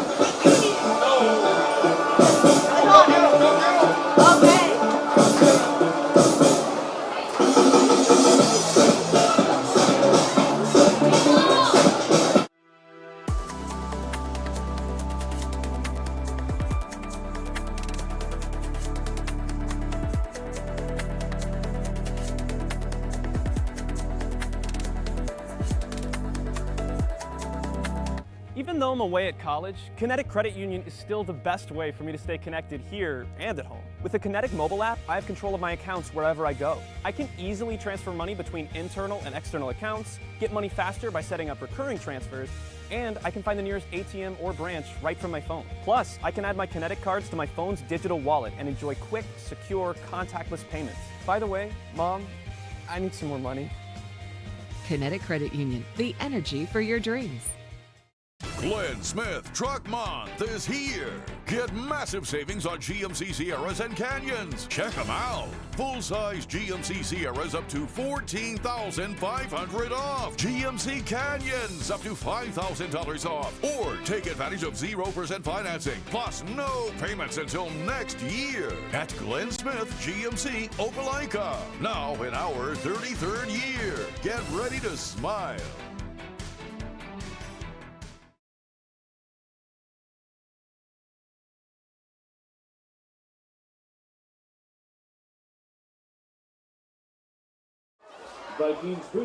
Welcome back to Diamond Field. Halftime here, the Halftime Update Show presented by the Beck Center. The Pacelli Vikings leading Turner County by a score of 14-6. Let's check out a couple of other scores for you around the area. Brookstone and Westfield tied up at 7-7 second quarter. It's a big game. We're still waiting to hear on Calvary and Strong Rock. A couple other scores of interest. Troop 14, LaGrange 7 in the second quarter showdown game. Glenwood and Lee Scott, halftime scoreless. Bagels up on the scoreboard. Pike Road leading Russell County 21-6 in the second quarter. Yep. These are big showdown games. As for this ball game, the Vikings have been looking pretty good. Halftime statistics for you. These are my stats. Pacelli, 19 plays, 168 yards. Turner County's gained 187 yards, and they had all 29 plays. They've had long drives, but the Pacelli defense has come up big when they've had to. Absolutely. Pacelli defense coming in clutch, making plays right when they had to, and just taking control of the game with their last offensive possession, kind of just mashing on this Turner County unit. Physical ground game. Cam Carino went out last half. I don't know if we're going to get him back or not, but DJ Colvin's picked up the slack for sure. He certainly did. Cam going down awkwardly after getting flipped, landing on his head, walking off under his own power. He didn't look happy about it. I don't think I would either. The scoring, Donovan Colvin getting on the board with 4:42 going in the first quarter on a 2-yard touchdown run to put Pacelli up by a score of 7-0. And then Turner County answered 11-16 into the second. It was Curtis Grant, who else, who's been the big man for him, a 4-yard touchdown run to make it 7-6. The blocked extra point, keeping Pacelli in front. And then with 1:35 remaining in the half, Dustin Sherman finding Jason Davis on a 19-yard touchdown pass. That was a great play. That was great. They stacked those three receivers up. I mean, with the three receivers stacked, what are you going to do with your defense? You got to wait for somebody. They definitely haven't seen it on film. I haven't seen Pacelli run that set all year. So. Well, you open up the playbook in a game like this, and they gave Pacelli that 14-6 lead, which is where things stand here in the here at halftime. Now, for the Vikings, coming into the game ranked 8th in GIAA 4A. Mm-hmm. Top 10 make the playoffs, which means this is a very big game for the Vikings. Absolutely. So what do they got to do here in the second half? More just what they did at the end of the first half, Dave. Take care of the ball. I mean, a chunk play here or there is what you're looking for, but we're looking for you to consistently execute your way down the field with DJ Colvin, with maybe Cam Carino. We'll see what happens with that. But, yeah, we just want to see them continue to press on these guys up front and let DJ Colvin kind of fill it out behind them. And defensively, there's one thing they have to do. Stop Grant. Stop Grant. It's an easier one thing to say, though, Dave. Curtis Grant is a great athlete, a great football player, and he is definitely making his mark tonight. When you said they had 187 yards, Dave, in my mind I turned into Zach Galifianakis in The Hangover doing I was trying to figure out how many of those yards was Curtis Grant's yards. The majority. I will say roughly about 130 or 140 of them, quite frankly. All right. The good thing for Pacelli is they get the ball in the second half. Yes. So the first half kickoff went to Turner. So your favorite thing is the middle eight. They won the first 4, Dave. They won the first 4. They stopped Turner County. Turner County didn't even make it out to the 30, I believe, on their last drive. Yep. So and now they got a chance to capitalize here and really grab this game by the throat. Exactly. If you can you can take it and run and take care of business on this first drive, you've opened up a 2-score lead. You know, that's exactly what you want to do. Hey, make sure to follow Georgia Alabama Sports Live on all social media platforms for the latest updates on local sports in our area. Do not miss a game. Subscribe to all our pages today. So, let's see how social Pacelli can get with the end zone here on this first drive. Energy's definitely picked up after halftime, Dave. The student section, everybody's into it a little bit. I think they sense the end of the season's here. It's really it's crunch time here for Pacelli tonight. It is. They got to come up big. They come up big and have put together a convincing victory. That will help make sure they make the playoffs. Kickoff. Curtis Grant, the short chunk kickoff, kind of off the kind of the watermelon kick. Great job just falling on it there. Yeah, you don't even try to advance. Good field position and everything. That's great job. Just get on it, make sure it doesn't go the wrong direction. And that one looked like Malik Rogers, the freshman who fell on it. Taking care of business, doing the right things. All right, here we go. First drive of the second half. The Vikings will start on their own 44-yard line. That's a good spot to be starting. You're talking really good field position. Dustin Sherman at quarterback with DJ Colvin alongside, and they give us to Colvin. Colvin off tackle, finding a little seam, picking up the yardage. A little swinging in there. That got a little chippy out there. I've seen Turner County. They've done a good job. They've been coached up to punch at the ball, Dave, and they've done a good job of doing that tonight. Collier almost got a hold of that one. And he picks up a little bit of yardage there. Pickup of 2. Getting the ball down to the 46. So it'll be 2nd and 8 from the Pacelli 46. The Vikings trying to put together a drive here. See what they do about expanding that 8-point lead. Whistles. Did somebody move? I think we had some kind of snap infraction. Yeah, snap. Caps Green went in motion. Neutral zone infraction. We got a neutral zone infraction, yep. Turner County jumped, so their first penalty of the second half. They had 4 penalties for 41 yards in the first half. Pacelli only had 2 penalties, 20 yards. That's great for Pacelli because we've been here at Dynamo Field for some games earlier this year, Dave, where there was – I mean, we had to be approaching double-digit penalties in some of those games, so it's good to see him calm down on that and kind of just gain a little bit of composure and discipline late in the season here. Yeah, don't shoot yourself in the foot. And they give us to Colvin. Colvin wrapped up. Ooh, it hit at the line of scrimmage. Good play by Jeremiah Hillman. Jeremiah Hillman shot out of there like a rocket, man. Great little twist stunt they ran there. He was able to shed his block and make a play. So no gain on the play, so that sets out a 3rd and 3 for the Vikings. Nothing gets a head coach fired up like a defensive lineman being gap sound and still making the tackle, Dave. I mean, you can't do any better. Yeah, because on the defense that Turner County plays, the D linemen aren't going to make a lot of tackles. Right. They're standing guys up. Exactly. They're there to soak up the blockers while the linebackers take care of business. All right, 3rd and 3 from the 49-yard line of the Titans. The give to Colvin. Colvin right side, looking for something that never develops. Turner County. Yep. Fully selling out on the run, Dave. There was not a safety on the field. Nope. They were on the field, but they were at the line of scrimmage on that play. Yep, Keith Collier coming up with the tackle with a little bit of help. Colvin losing his helmet on that. 4th down, but there's going to have to be a punt here. Vikings going to have to punt it away here on this opening drive. Loss of 2 on the play.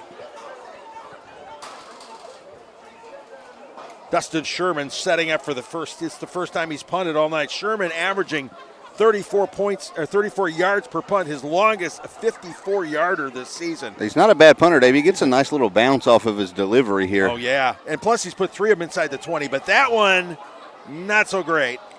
And it does not take a Pacelli bounce. Well, maybe it does take a Pacelli bounce eventually, but that's right at about the 30, yep. Yeah, that fetches up a little bit short. Not the kick he wanted. He was right in front of us when he let it go, Dave. I kind of seen it. Sometimes you see a punter will catch one like kind of in between his foot and the top of his ankle, and it just it does a weird little ricochet there. Looks like the punt of about 20 yards. So Turner County will get the ball. It's not going to be bad field position for them. Probably the best field position they've had to open the drive, other than when the Vikings pummeled at one time.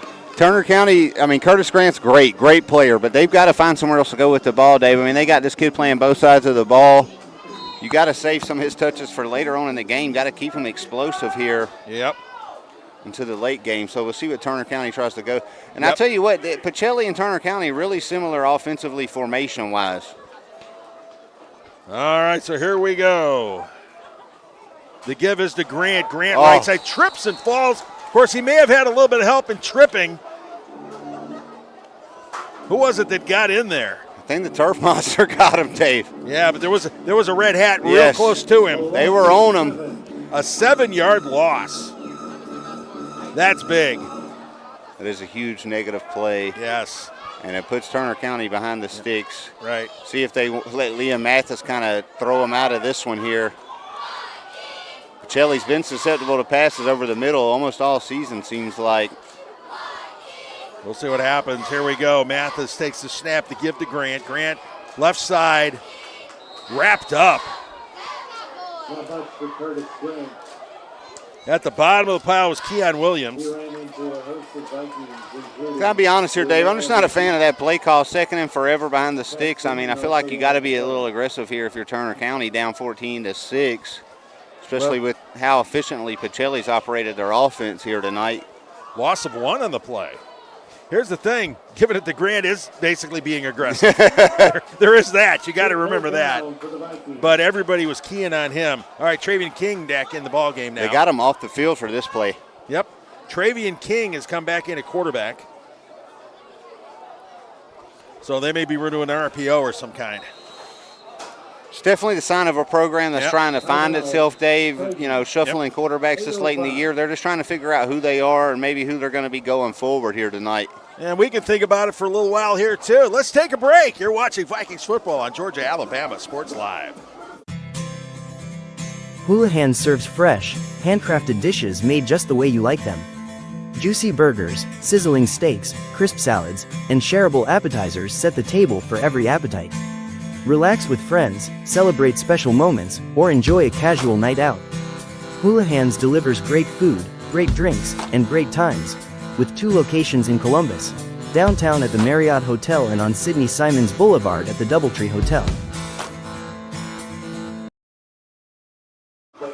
All right, back at Diamond Field, Pacelli, Turner County going at it in the homecoming game for the Vikings.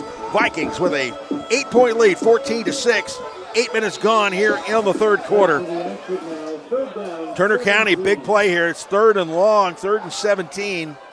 Travian King is back in at quarterback. So there's a run-pass option here, but he's all by himself in the backfield. Let's see what King does. Dropping back, looking. A keeper running up the middle. Big hole there. But the Vikings pursue properly and take care of business. Chris Harrison on the tackle there. Well short of the first down. Just nothing downfield for King there, Yeah, a pickup of 3. Not nearly enough. So here we go. We may see a punt for the first time. Well, we did see that pooch kick earlier. They ran a little rocket kick there. Yep. It's 4th down and 15. expecting Grant to line up back there possibly and kick it. Technically, their kicker is Jalen Cole. Their punters get Jalen Cole, but it looks like this game they're going to go with with Grant. Grant kicks straight up. It doesn't have a whole lot on it, but it takes a Titans roll there. And it is down on the 41-yard line. All right. Pacelli gets another crack at it here. That was actually a 39-yard punt. Yeah, and then the roll saved them. Yeah, it did. Can't blame him for leaving Curtis Grant out there, though. You got to make Pacelli think about him. Yep. My math, 34-yard kick. A 34-yard punt, that's not bad. That's not bad. I mean, it's not great, but it's not a bad high school punt. So here we go. The Vikings will open up this drive. Especially for a kid who's been playing running back and linebacker all night. Yeah, and kickoff and everything else. He has to come off the field. field. What if he drives the bus, too? All right, to give to Colvin on this 1st and 10. Colvin right side. A lot of pursuit. Wrapped up quickly. King Bateman got to him first. Colvin doing everything he could to get to the edge or get a cutback lane open or something there. Yeah. 3 guys wearing orange helmets that keep you from doing much of anything. Just great pursuit by Turner County there. Yep. Loss of 1, knocking it back down to the back to the 40. So it's now a 2nd and 11 for the Vikings. Vikings up 8. It's still a 1-possession game. 6.5 minutes or so to remaining in the 3rd quarter. They haven't let Michael Rowe too loose tonight, Dave. No. You see Dustin get it to him. All right. Give to Colvin. Colvin right side. He finds a spot but doesn't get a whole lot more. He didn't get a chance to turn the corner that time. Yeah, they're doing a great job protecting the edge right now. That was number 4 for Turner County. Yeah. Marion Carradine, he did a great job. And so a gain of just 1. That was to the short side of the field. If you're on the wide side of the field, maybe you could have done something, but they stacked everybody over there. But they're trying to run to their number side here, but sometimes I think running to the side with more green grass is effective, especially at the high school level. Yeah. All right, Sherman back to pass here across the middle. Wow. It is caught. Almost picked off. But Jason Davis making the catch. Is it enough to move the chains? That was a great rip there. It was. A Turner County defensive back leaped up, and for a second I thought he had it. There's no fear by Dustin Sherman just sending it. Laundry. Is there no, just sideline warning. Sideline warning. I was getting worried there for a second. Great play. You don't want to lose that one. No, that was a great job. Jason Davis with the touchdown catch earlier catches that one. Reliable set of hands for Dustin Sherman tonight. Yep, he's done a fine job. So we'll mark the ball down here on the 40. We'll call it the 47. So that was pickup of 12. 1st and 10 from the 47 or 48. Well, they're calling it the 48. I'll go with that. You could have gone either way. 1st and 10 from the 48. Sherman dropping back, looking. All right. Going up top, looking for Michael Rowe, but he was bumped on that one, but I don't think it was catchable. Yeah, I think Michael Rowe, there was a potentially catchable ball down the sideline. Michael Rowe turned and looked for it, and Sherman just let it go a couple yards over his head. If Michael Rowe would have just stayed in phase a little bit longer, could have brought that one down for a big-time reception. Yeah, remember, though, this is his first year playing football. Yes. He's a great athlete, a great basketball player. He's been electric. Every time we see him, he makes a play somewhere on one side of the ball or the other. He's got good instincts, but there's still some things you just got to have some playing time to get. Just take some reps. All right, trips right. Sherman dropping back across the middle. That's John Thompson. Thompson shoved out of bounds about the 42. It's a great job working the middle of the field. Yep. He picked up about 5 there. I think we're getting some after the fact activities on Turner County right here. The Vikings will take what they can get here. The ball was marked down at the 42, so a gain of 6. Looking to the white hat for the call. Yeah. Would have set up a 3rd and 4, but if there's extracurricular stuff going on, the Vikings are going to get a break here. Sideline warning, this time a penalty and a Vikings first down. All right. So a 5-yard penalty, which is all they needed because it was going to be a 3rd and 4. Two sideline warnings on Turner County. Yep. Well, I don't know where the get-back coach is, but somebody needs to get him back on the sideline over there. Exactly. 1st and 10 from the 37. Colvin, left side. Yards after contact on that one. He was dragging a tackler. I'm just so impressed by DJ Colvin, Dave. I mean, he is such a warrior, man. Yeah, he dragged Jamarian Walker probably 4 or 5 yards. He's awesome. Look at that. There was no ground to be gained. He did it anyway. Took it down to Stayed tucked in behind his lead blocker, too. I mean, just the awareness. I know. Something you do not see at this level often. Nope. Pick up a 4. 2nd and 6. From the 33-yard line.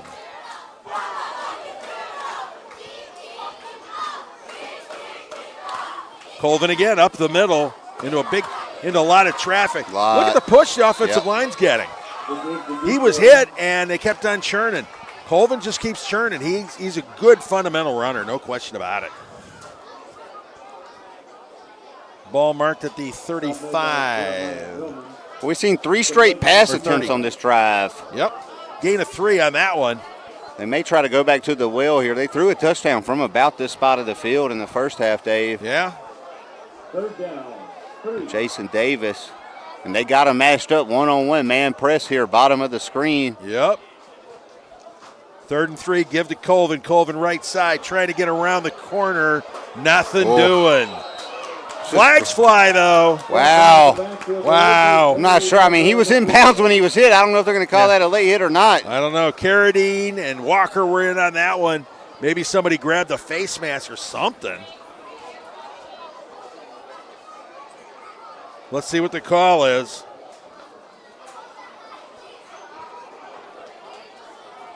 Personal foul. Horse collar. Horse collar. Oops.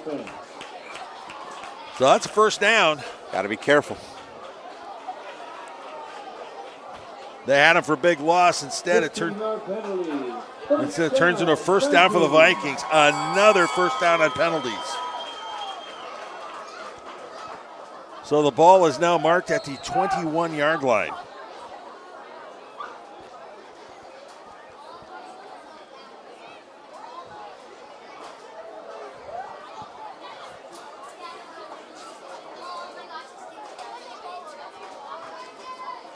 All right, 1st and 10 from the 21. 3 minutes remaining here in the 3rd quarter. Colvin, right side. There were 4 guys there, and he still managed to get something. Flags are flying. I think we're going to get a holding on this one. Yeah, that one's going to be on Pacelli, just from where it was tossed. A little flag happy here early in the 3rd. No, it was going good here. Late in the 3rd, man, that clock melted by, 2:54. Quickly. Holding Pacelli, just like we figured.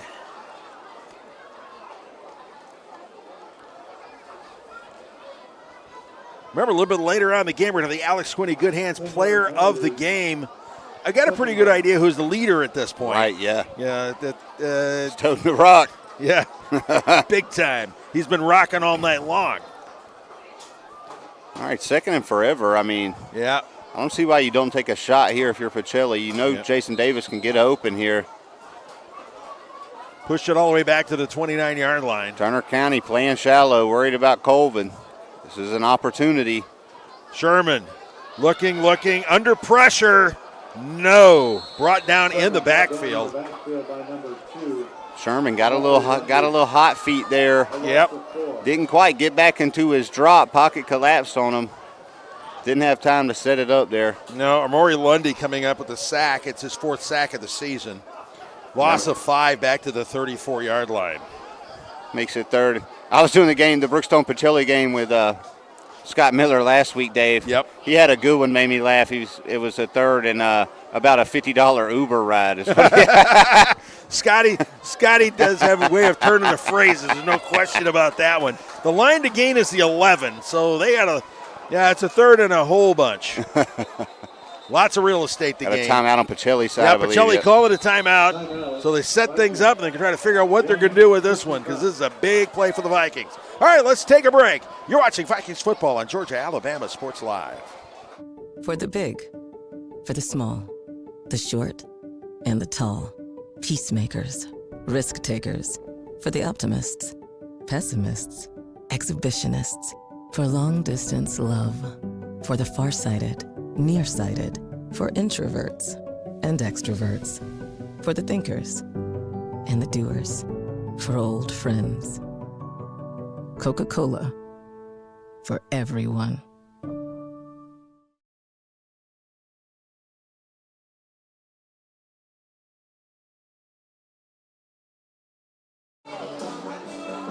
All right, we're back at Dymel Field. The Pacelli Vikings facing a 3rd and 23 on the Turner 34-yard line.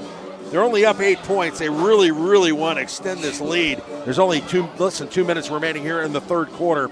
It's homecoming. You want to win big on homecoming, and they need to win big to help their chances of making the playoffs, Absolutely. the IAA playoffs. It's a So here we crucial go. third down.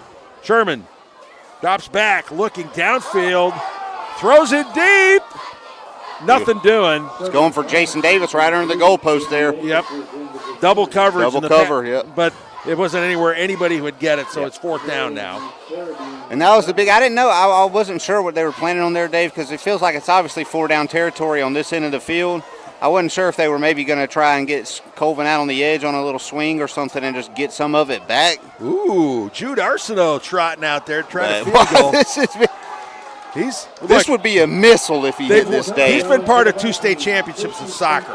This will be a 51-yard field goal attempt. Never in my life. Here we go. The kick up, and it is a little bit short and wide left. Yeah, hooked a little to the left. Because the thing was from 40, that would have made it. Oh, man. Jude's got a lot of foot in that one. He but had not enough quite. leg to hit it, but not quite. A little bit of a miss hit there, a little bit of a slice. It was a good call, though. It was a low line drive kick because he was trying to get as much as he could on it. Kicks like that are the ones you have a shot at blocking, but there was no chance. It was a perfect snap, perfect hold, and perfect, the kick was quick enough, so nothing was going to happen. So it's as good as a punt. Sometimes as a high school kicker, Dave, you don't get a lot of action. So when you get something on film and get something you can actually grow from, it's not always bad news. You know what I mean? Point taken. So 1st and 10 from the 20 for Turner County. Demario Barber sending in a different play here. I'm not sure how different that was. The give is to Clark, but of course he has been picking up the yardage all night long, or Grant rather. Curtis Grant, big gain on that one, considering there was nothing doing, and he still managed to come up with 5 yards. Yeah, Pacelli's been playing Turner County pretty honest. They haven't scooted their safeties up or done any kind of stack in the box here. See if they may lean into that, knowing that Curtis Grant does have the hot hand. Yeah, but stacking a box on that's not necessarily right. You don't want to let them, because they can throw the ball. I mean, don't want to let them get over the top. Nope. King is back to quarterback. It looks like they brought the junior back in to play quarterback, Travian King, and give to Grant, and Grant. The cut to his right, finding the hole, moving the chains. There's some good running tonight, Dave. It's nice old school football. It is. Both offenses tonight. A pickup of 6 on that one. So 1st and 10 on the 31-yard line for Turner County Titans. If I'm Turner County, I'm looking right here at a play action shot. I mean, they're going to bite on Curtis Grant being anywhere near the football. You have to. You got to eventually take a shot. Yes. Give to Grant. Grant going to his right, but great defense there. A lot of red hats there. They're going to have to pull it and go vertical, I'm telling you. Yeah. Yep. Damien Hill. He still picked up 5. He did. Look at that. He falls forward for at least 3, Dave. He's got some great leg turn, man. He does. Good ball player, no question about it. This is a shot play right here. They got Pacelli keying in on Curtis. 2nd and 5 from the 36. Looked like they were bringing pressure from the safety spot. Oh, into the 3rd. Oh, and there we go. That winds up the 3rd quarter. This one's a tight ball game. Pacelli 14, Turner County 6 as we head to the 4th. You're watching Vikings football on Georgia Alabama Sports Live. Hello, everybody. This is DJ Jones with the Sports Visions Morning Show for the best in local, regional, and national sports news. Weekdays from 6 a.m. to 9 a.m. You can find the Sports Visions Morning Show on Facebook, YouTube. Also, you can listen to us on Apple and Spotify by typing in the Sports Visions Morning Show, and download the Sports Visions radio app right now in your app store today. Sports Vision 92.1. We are your hometown sports guys.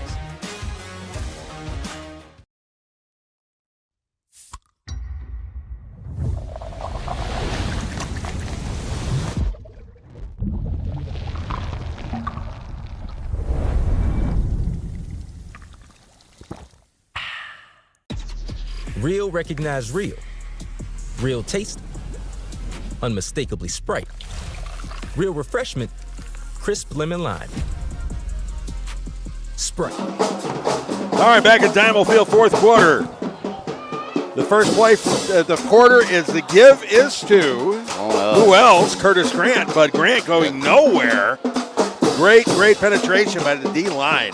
We just talked about it coming out of halftime, Dave. They got to find another answer besides Curtis Grant. They got to try to test Steve Waters on the outside here. All right, that was a loss of 1. So that'll set up a 3rd and 6 here for the Titans. Big play for the Vikings here. The big guys got to do what they can about corralling number 0. Demario Barber sending in the play. Doubles on both sides here. Yeah. King drops back to pass, chased by, forced out of the pocket by Uriah Mazik, and he is finally hauled down back there, sacked by Zach Ellis. What was that, Dave? I mean, what did the line? There had to be a miscommunication because those were all free rushers, untouched. Yeah, line sliding out to the right as if it was going to be a screen pass. Yeah, and then that nothing. is not what was drawn up at all. No, loss of 7. 4th down and a bunch. 4th down and 13. 4th down and 12, 13. Yeah, 13. 13 and a half. They're in between the 32 Something like and 3 that. right there, Dave. Yeah, we don't ever get down markers on our side of the field. You know, we got to look across. Line to gains of 41. They are on the 28. Is it going to be a pooch punt? He does indeed. A pooch punt. Not a bad kick. Short kick.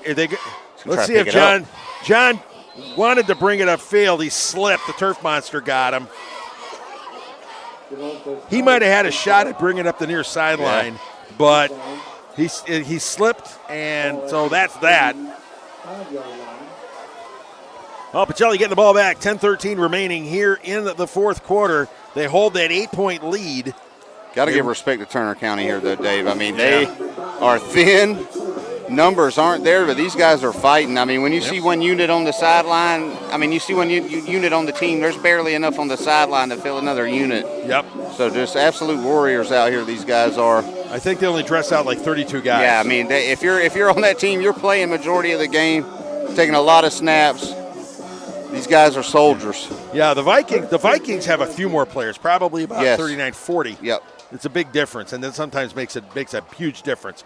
Colvin on the 1st and 10, left side, finding a hole down the far sideline, goes out of bounds in Titan territory. Great big run by Colvin, great run. That was clutch, absolutely clutch run by DJ Colvin.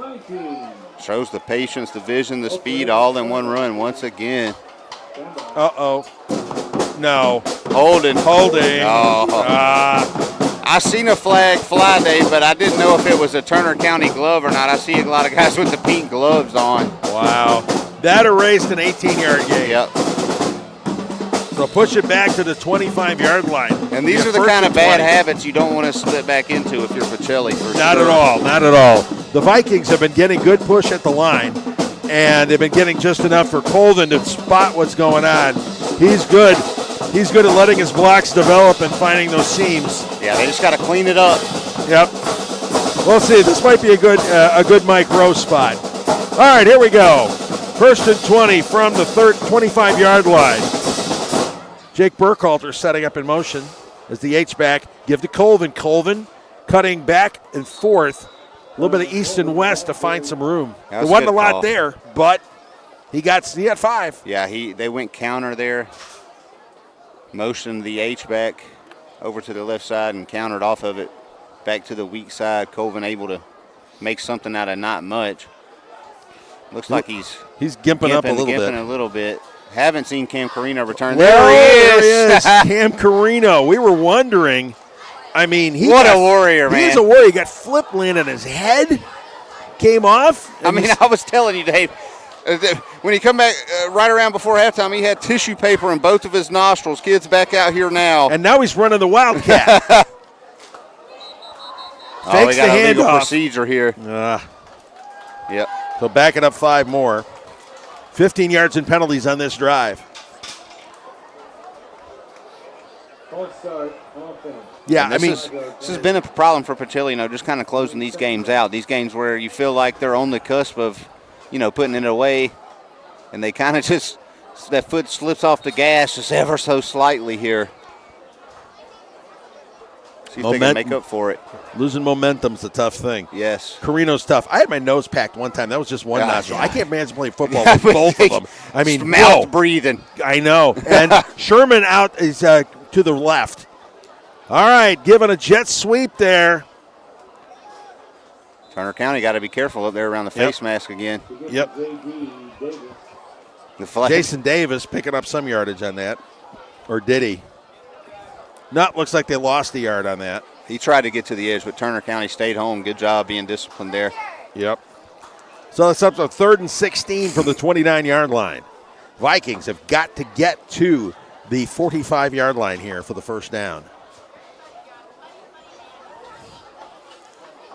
I mean, this could be 4-down territory. If they can make it to about the 40, Dave, yes, they can reconvene here and come up with a good 4th-down play. Yeah. Michael Rowe could be the answer. You might be right about that. They're in a little bunch look again.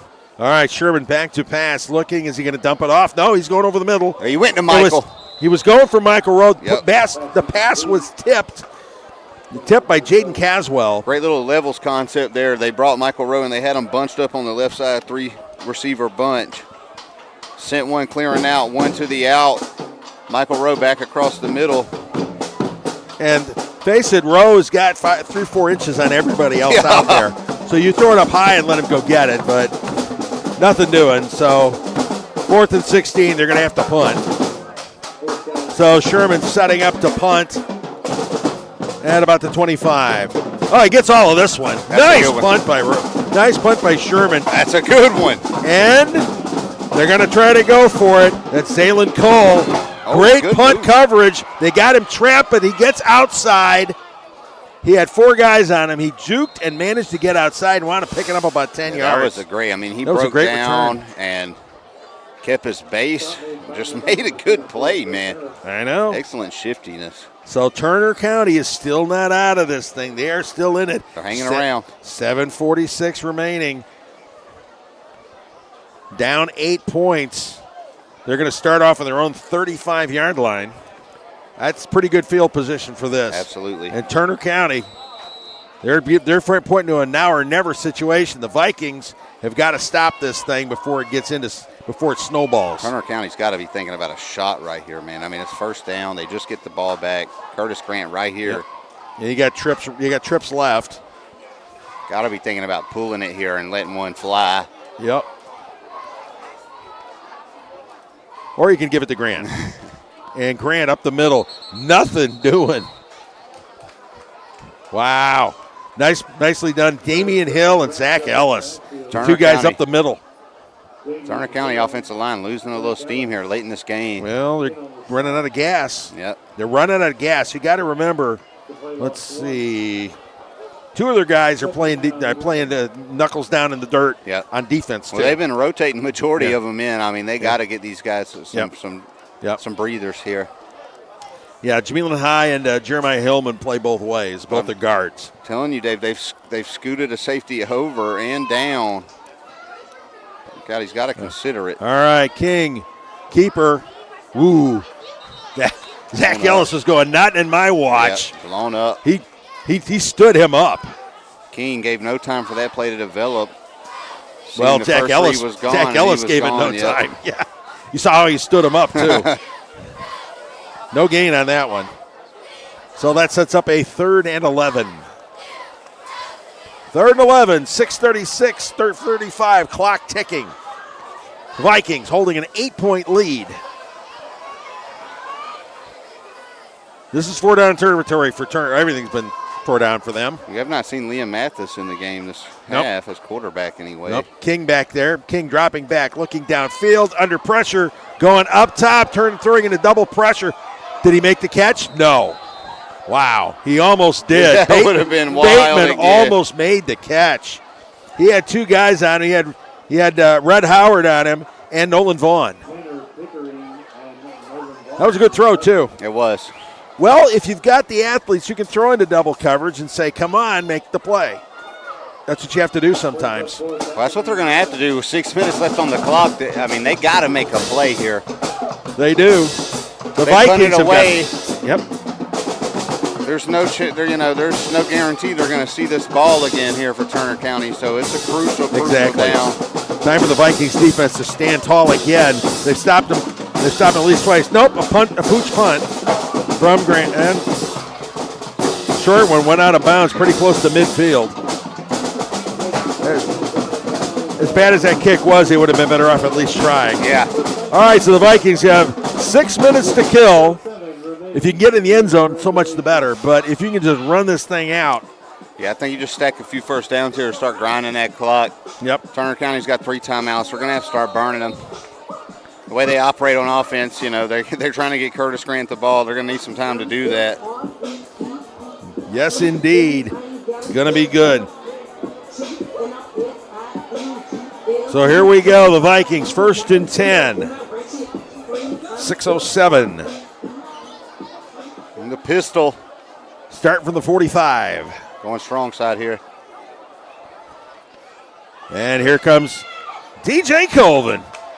Going to move the chains on that one. He's gimping up just a little bit. Landed funny. Jay Colvin and Cam Carino, a couple of modern-day gladiators, Dave. No doubt. Gain of 10. 1st down. Clock's rolling. There's 28 on the play clock, so. If you're Turner County, you got to be looking to punch the ball out and do whatever you could do right here. Exactly. Now, if the Vikings, the way things are going, do you run tempo or do you just. You just keep grinding. Take your time. And there's Cam Carino. Carino up the middle. Look at him go. Breaking tackles. Still again, dragging tacklers past the 30-yard line. Wow. Great job by Cam there. Gain of 16, I think. It depends where they mark it. Yep. Not gain of 15. He had guys on him, and he just kept churning and kept churning. He's legit. Yeah. Wow. He's an awesome kid. I mean, locker room guy, man. I mean, he brings the fire. I mean, when he makes a big play, you can see the whole sideline lights up. Absolutely. All right, setting back up here now. 1st and 10 on the 30. The Vikings would love to punch in the end zone. Get some breathing room here. Cam, off tackle. Another helmet goes off. This time it's a Turner County guy. Pick up maybe 3 on that one. There wasn't anything to get, but he got 3. The running backs for both teams tonight have been amazing. Turner County's taking a timeout. Yeah, they're trying to figure out what's going on here. So, 4:47 remaining here in the 4th quarter. You're watching Vikings football on Georgia, Alabama Sports Live. Imagine making your dreams a reality, achieving your goals and aspirations, and having a financial partner that understands your dreams never sleep. At Kinetic Credit Union, we're more than just a bank. We're 40,000 members strong with local service, personal connections, and a nationwide network. Leading edge technology to help you make financial decisions easier, smarter, and safer. We are Kinetic Credit Union, the energy for your dreams.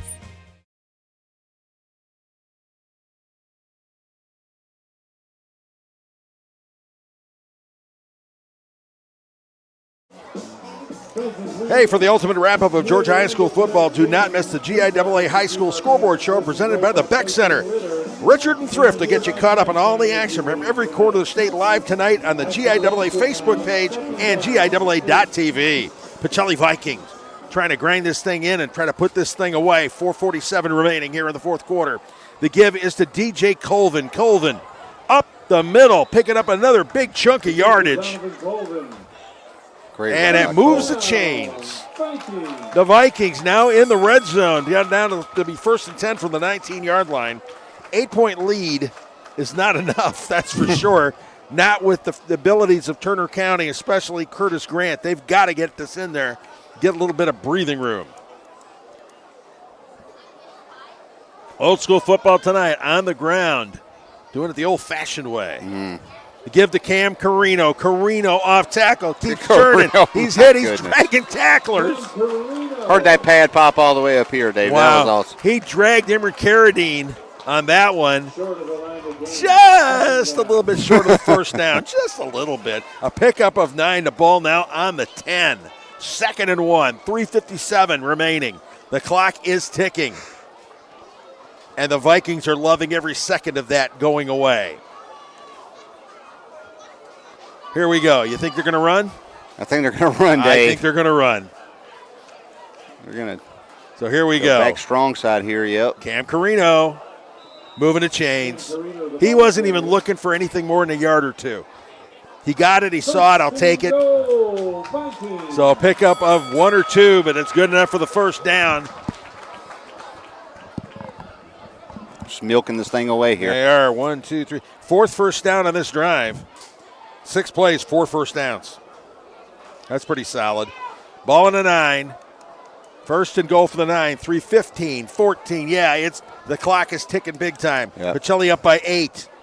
Trying to put it away. And this is what we talked about right off the top of the broadcast, Dave. Just these big Pacelli offensive linemen grinding away for 4 quarters here. Cam Carino up the middle again. He's dragged backwards, but not until he's gained 3 or 4 yards. That's exactly all he needs to do. Timeout, Turner County. And the Turner County Titans are doing what they've got to do. They got to call a timeout. So, 2:54 remaining. Let's take a break. You're watching Vikings football on Georgia Alabama Sports Live. Glenn Smith Truck Month is here.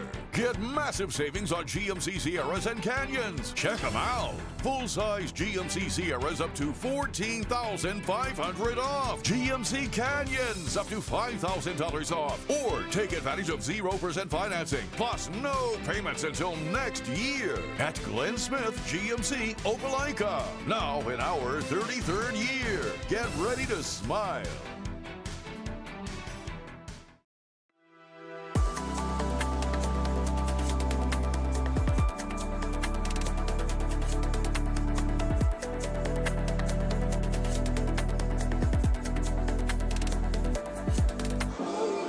Hey, tonight's coverage brought to you by the Houston Clinic, a presenting sponsor on Georgia Alabama Sports Live. World-class orthopedic care right here at home. They've been busy in this one. A lot of guys have gotten beaten up, but you know what? All those guys that got beaten up are still out there, too. That's how I was just about to say, Dave, you know, I know Houston Clinic gets a lot of business, but they're not getting none from Cam Carino tonight. He came right back out on the field. All right, 2nd and goal from the 6. Wildcat again. And Carino driving, and touchdown Vikings!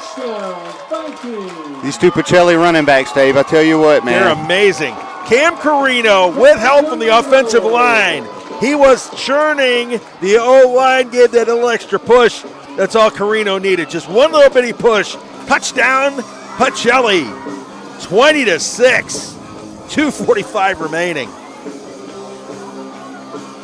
Jude Arsenault in to finish things off here out of the hold from Carino. Jake Wood's snap is good. The hold is good. And the kick, of course it's good. Arsenault 26-26 on the year. Nope, 27-27 on the year. And the Vikings have pretty much put this thing away, taking a 21-6 lead. How about that? Look at, just he kept churning and churning. Yes. The O-line getting the push they needed, and Carino, that's all he needs, just a little bit of room. He's a warrior. Cam's got the moves, baby, even in the end zone. So 2:45 left, the Vikings. Now it's just a matter of finishing it off. Exactly. You know what? Don't get cocky. Don't get cocky. You can't get cocky. Yeah, it's a 2-score game, but you're also going up against Curtis Grant. He's got playmaking ability. He does. He's the kind of guy that can bust one loose. One play guy, exactly. Got to be careful here. Turner County still with a timeout. Yep, I don't think Cud's going to kick it anywhere near number 0. But he does. It to him. There we go. Oh. Fumbled on the kick at the 10. Everybody stayed in their lanes, though. Nobody's getting cute. Yep. And he's hit and snowed under at about the 21-yard line. Great kickoff coverage by the Vikings. And all the respect in the world for Curtis Grant. I mean, he's giving it everything he's got right now. Yes. Well, that's what they're showing is total respect for this guy. Yes. They know that he can really mess them up. Give it half a chance. All right, so the Viking defense trying to finish this bad boy off. Pacelli, 21-6. Taking care of business. This Alex Twinney All-State Good Hands Player of the Game one's going to be kind of tough to work out. We're gonna let's hold off, but I think I've got a solution for us. Got some formulating to do. Yep. All right, Liam Mathis back in at quarterback for the Titans. 1st and 10. They marked it on the 22. Mathis, quick out. That's Amori James. James picking up some yardage. That was a good play call. Turner County got to get a little pep in their step here. I know the game seems about over, but you got to hurry. You got to do it. Cordell Thomas in on the tackle got to get lined up. Looks like Liam Lurch is in there too. Liam Lurch getting some love on the defensive side of the ball. He hasn't played both ways most of the season, but Liam's a big dude. He's 6'2", 275, and he's got some good athletic ability. He's done a great job on the offensive line. Now he's taking care of business as nose guard. So here we go. 2nd and 6 from the 27-yard line. 2nd and 5 then. Another quick out. That was meant for Zaylen Cole. Overthrown. Yeah. It's been a problem for Mathis all night. He's kind of been letting it sail a little high. Yep. Pass rush, maybe getting in his head a little bit. He's not able to kind of get that plant foot forward. That's what causes you to sail. Uriah Mazik was there, too, to lay the ball in case he caught it. So, and Uriah's, again, had another big night. He was one of those guys that got shook up and then went back out there. These boys are tough, both teams. Yes. Players on both teams, these boys are tough. I think Turner County doesn't really have time for the swing passes here. They got to shoot vertical, shoot for the stars, land on the moon type situation they got to do here. They do. They got 2 scores. It's 1:51 left. 3rd and 5. Ball on the 27. Over the middle and through the hands. Jaden Caswell could not get a hand on that one. Well, he got a hand on it. He couldn't hang on to it. So that sets up a 4th and 5. Mathis just missing the mark by centimeters tonight, man. Hey, check us out in the broadcast. Yep. Drew Plata somewhere down there. Oh, yeah. There he is. Getting the good satellite shots. There we go. All right, here we go. 4th and 5. Pacelli looking to put this thing away. Defense looking to step up and close the door permanent. Liam Mathis, the sophomore, at quarterback. Dropping back, looking down, looking upfield. It picked off. It was picked off. The pass was tipped. Fumbled. Zaylen Cole made the catch, hit, it popped up in the air, and it was grabbed. Who came up with the ball? Picked it off and fumbled it. And he fumbled it. Yeah, but Turner County recovered it, but it doesn't matter. It should be well, it's a first down now, yeah. It's a first down. That was an interesting play. Not as bad as that NFL play where the pick got fumbled and it turned into a touchdown for the offense. They get it back and they get a new set of downs. Yeah, they got a new set of downs off of that. But that's fine. 137. They killed some more time. Here's the pass. It was hit, popped up in the air. Yeah. Loses it again, yeah. It got stripped. Turner County able to fall on it. Yep. It looked like it was King Bateman who came up with the recovery. So here we go, 1st and 10. Driven back to the 16-yard line, to the 19-yard line. Liam Mathis dropping back, looking, quick out. He just cannot get his mechanics right on these throws. I mean, the pass rush is so relentless right now. Well, the defense was excellent on that one. I'm trying to see who that was. That was Chris Harris, who did a great job holding up the wide receiver legally. Yes. because they were trying to set up right there. Harris was there, and he spoiled the entire play, spoiled all the timing and everything else. Yeah, Turner County's got to scheme up some kind of separation here. I mean, they need a little bit of a rub route or whatever you want to call it, a little bit of a scissors They need concept. to go up top. Yes, that's exactly what I'm saying. Yeah. Take so a here we post shot go. Here. Another quick out to Grant. It's Grant's the Grant. got a wall of blockers. He got some blockers. He got loose down the far sideline. That kid's a warrior, Dave. No kidding. He keeps going and going. Tanner Pickering finally spoiled the run a little bit for him, just enough for everybody else to catch up. I mean, you can tell he is gassed, too. He is. He's giving it every ounce. He is. Total respect for him. Absolutely. So the gain on that one, 23 plus, so 33-yard pickup, 32-yard pickup. Ball marked down at the 41-yard line. I believe they still got to go verts right here. I mean, they got to push it to the end zone, man. They have to. They got to. Yep. Time's so short. 1st and 10 from the 41. Quick out along the sideline.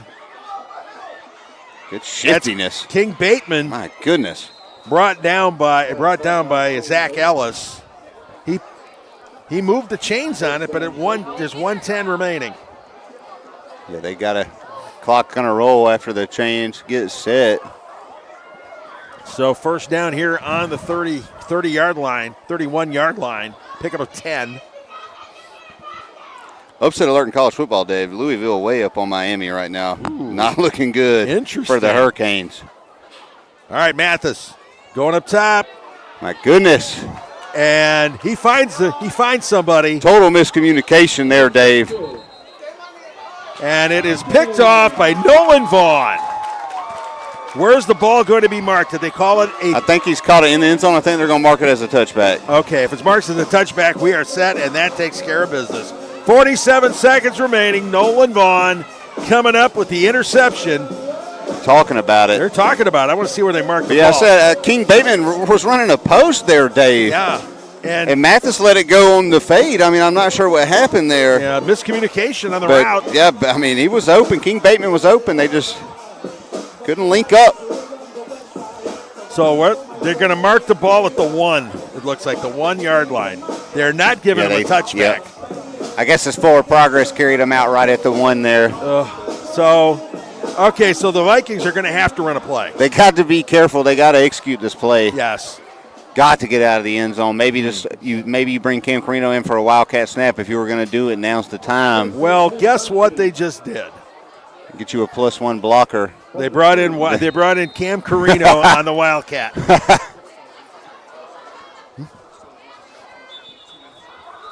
Got a whistle, Dave. Whistle there. Just got to update. Brookstone's down 17-7 right now. 17-7 to Westfield, Dave. Well, Westfield's remember West. Well, that's for the region title. Yes. And remember, Westfield won a state championship last year, so there you go. All right, Carino and the Wildcat. He does what he does. Another whistle, Dave. I don't know what's going on. They cannot get this play off for some reason. Who did it this time? Is it offsides? Offsides on Turner. That gets Pacelli off the hook there. there. That's a big deal. That's big. Gets him fully off the hook. Yes. You're not taking a snap in the end zone now. No, you just got to get one. Good run. Take a knee. Call it a game here. Yeah, because they only have one timeout. Yep. So they really can't do anything. So the Vikings are trying to just put the cherry on top of the sundae here. Carino, right side. Going trying to turn the corner. Look at the turn. Stayed inside. At that point, now you know what you do at that point? You slide and call it good. He stayed in bounds, and, great job by Cam Carino. Excellent veteran play, man. Yes. What a way to close out the game. So Mr. Carino picking up that first down. The clock is running. And friends and neighbors, that should take care of business. That should put things away. He's a soldier. And the celebrations are going to start now on the Pacelli sideline as the clock runs down to nothing. All right, here we go. Alex Quinney, All-State Good Hands Player of the Game. We got to do a split on this one. Yeah, there's no other both choice. Running backs. They're warriors. Warriors. They both were gimped up at multiple times through this game, Dave. Cam Carino, DJ Colvin. got hurt, come back in, got hurt, come back in, grinding away. Those two guys. Awesome pair of running backs. Can't pick between them. They're going to have to share the Alex Quinney Allstate Good Hands players of the game. So the Pacelli Vikings taking care of business here on homecoming night. Coming up big, taking care of business when they had to. A tough ball game. But the Vikings posting a 21-6 victory over Turner County. That advances their record now to 4-5 as they go into the final game of the regular season. Next week they play host to Westfield in the final game of that regular season. Pacelli is 8th in the rankings in 4A in GIAA top 10, make the playoffs. At 8, they would host a first-round playoff game. So they're still in the chase to host in the playoffs in the first round. So they took care of business, did what they had to do. We got one more to go, Dave. Westfield's a big one. As we just said, they're up on Brookstone 17-7 right now. It's a big game to close out the season. It is tomorrow. Indeed. It is next indeed. week. I mean, man, it's going to be – I hope we get a playoff game, Dave. I really hope we get the chance to do one here, host a playoff game at Diamond Field. That'll be so much fun. I'll be looking forward to it for sure. Absolutely. A lot better feeling this week than last week. The Vikings, absolutely. Vikings taking care of business, coming up big in the clutch. And got to feel good for these guys after that tough one last week, man. Posted a W. So, Pacelli 21, Turner County 6. It has been a great night here at Diamond Field. For Austin Allen, and producer Chris Gates, I'm Dave Plata. Thanks for watching. You've been watching Vikings football on Georgia, Alabama Sports Live.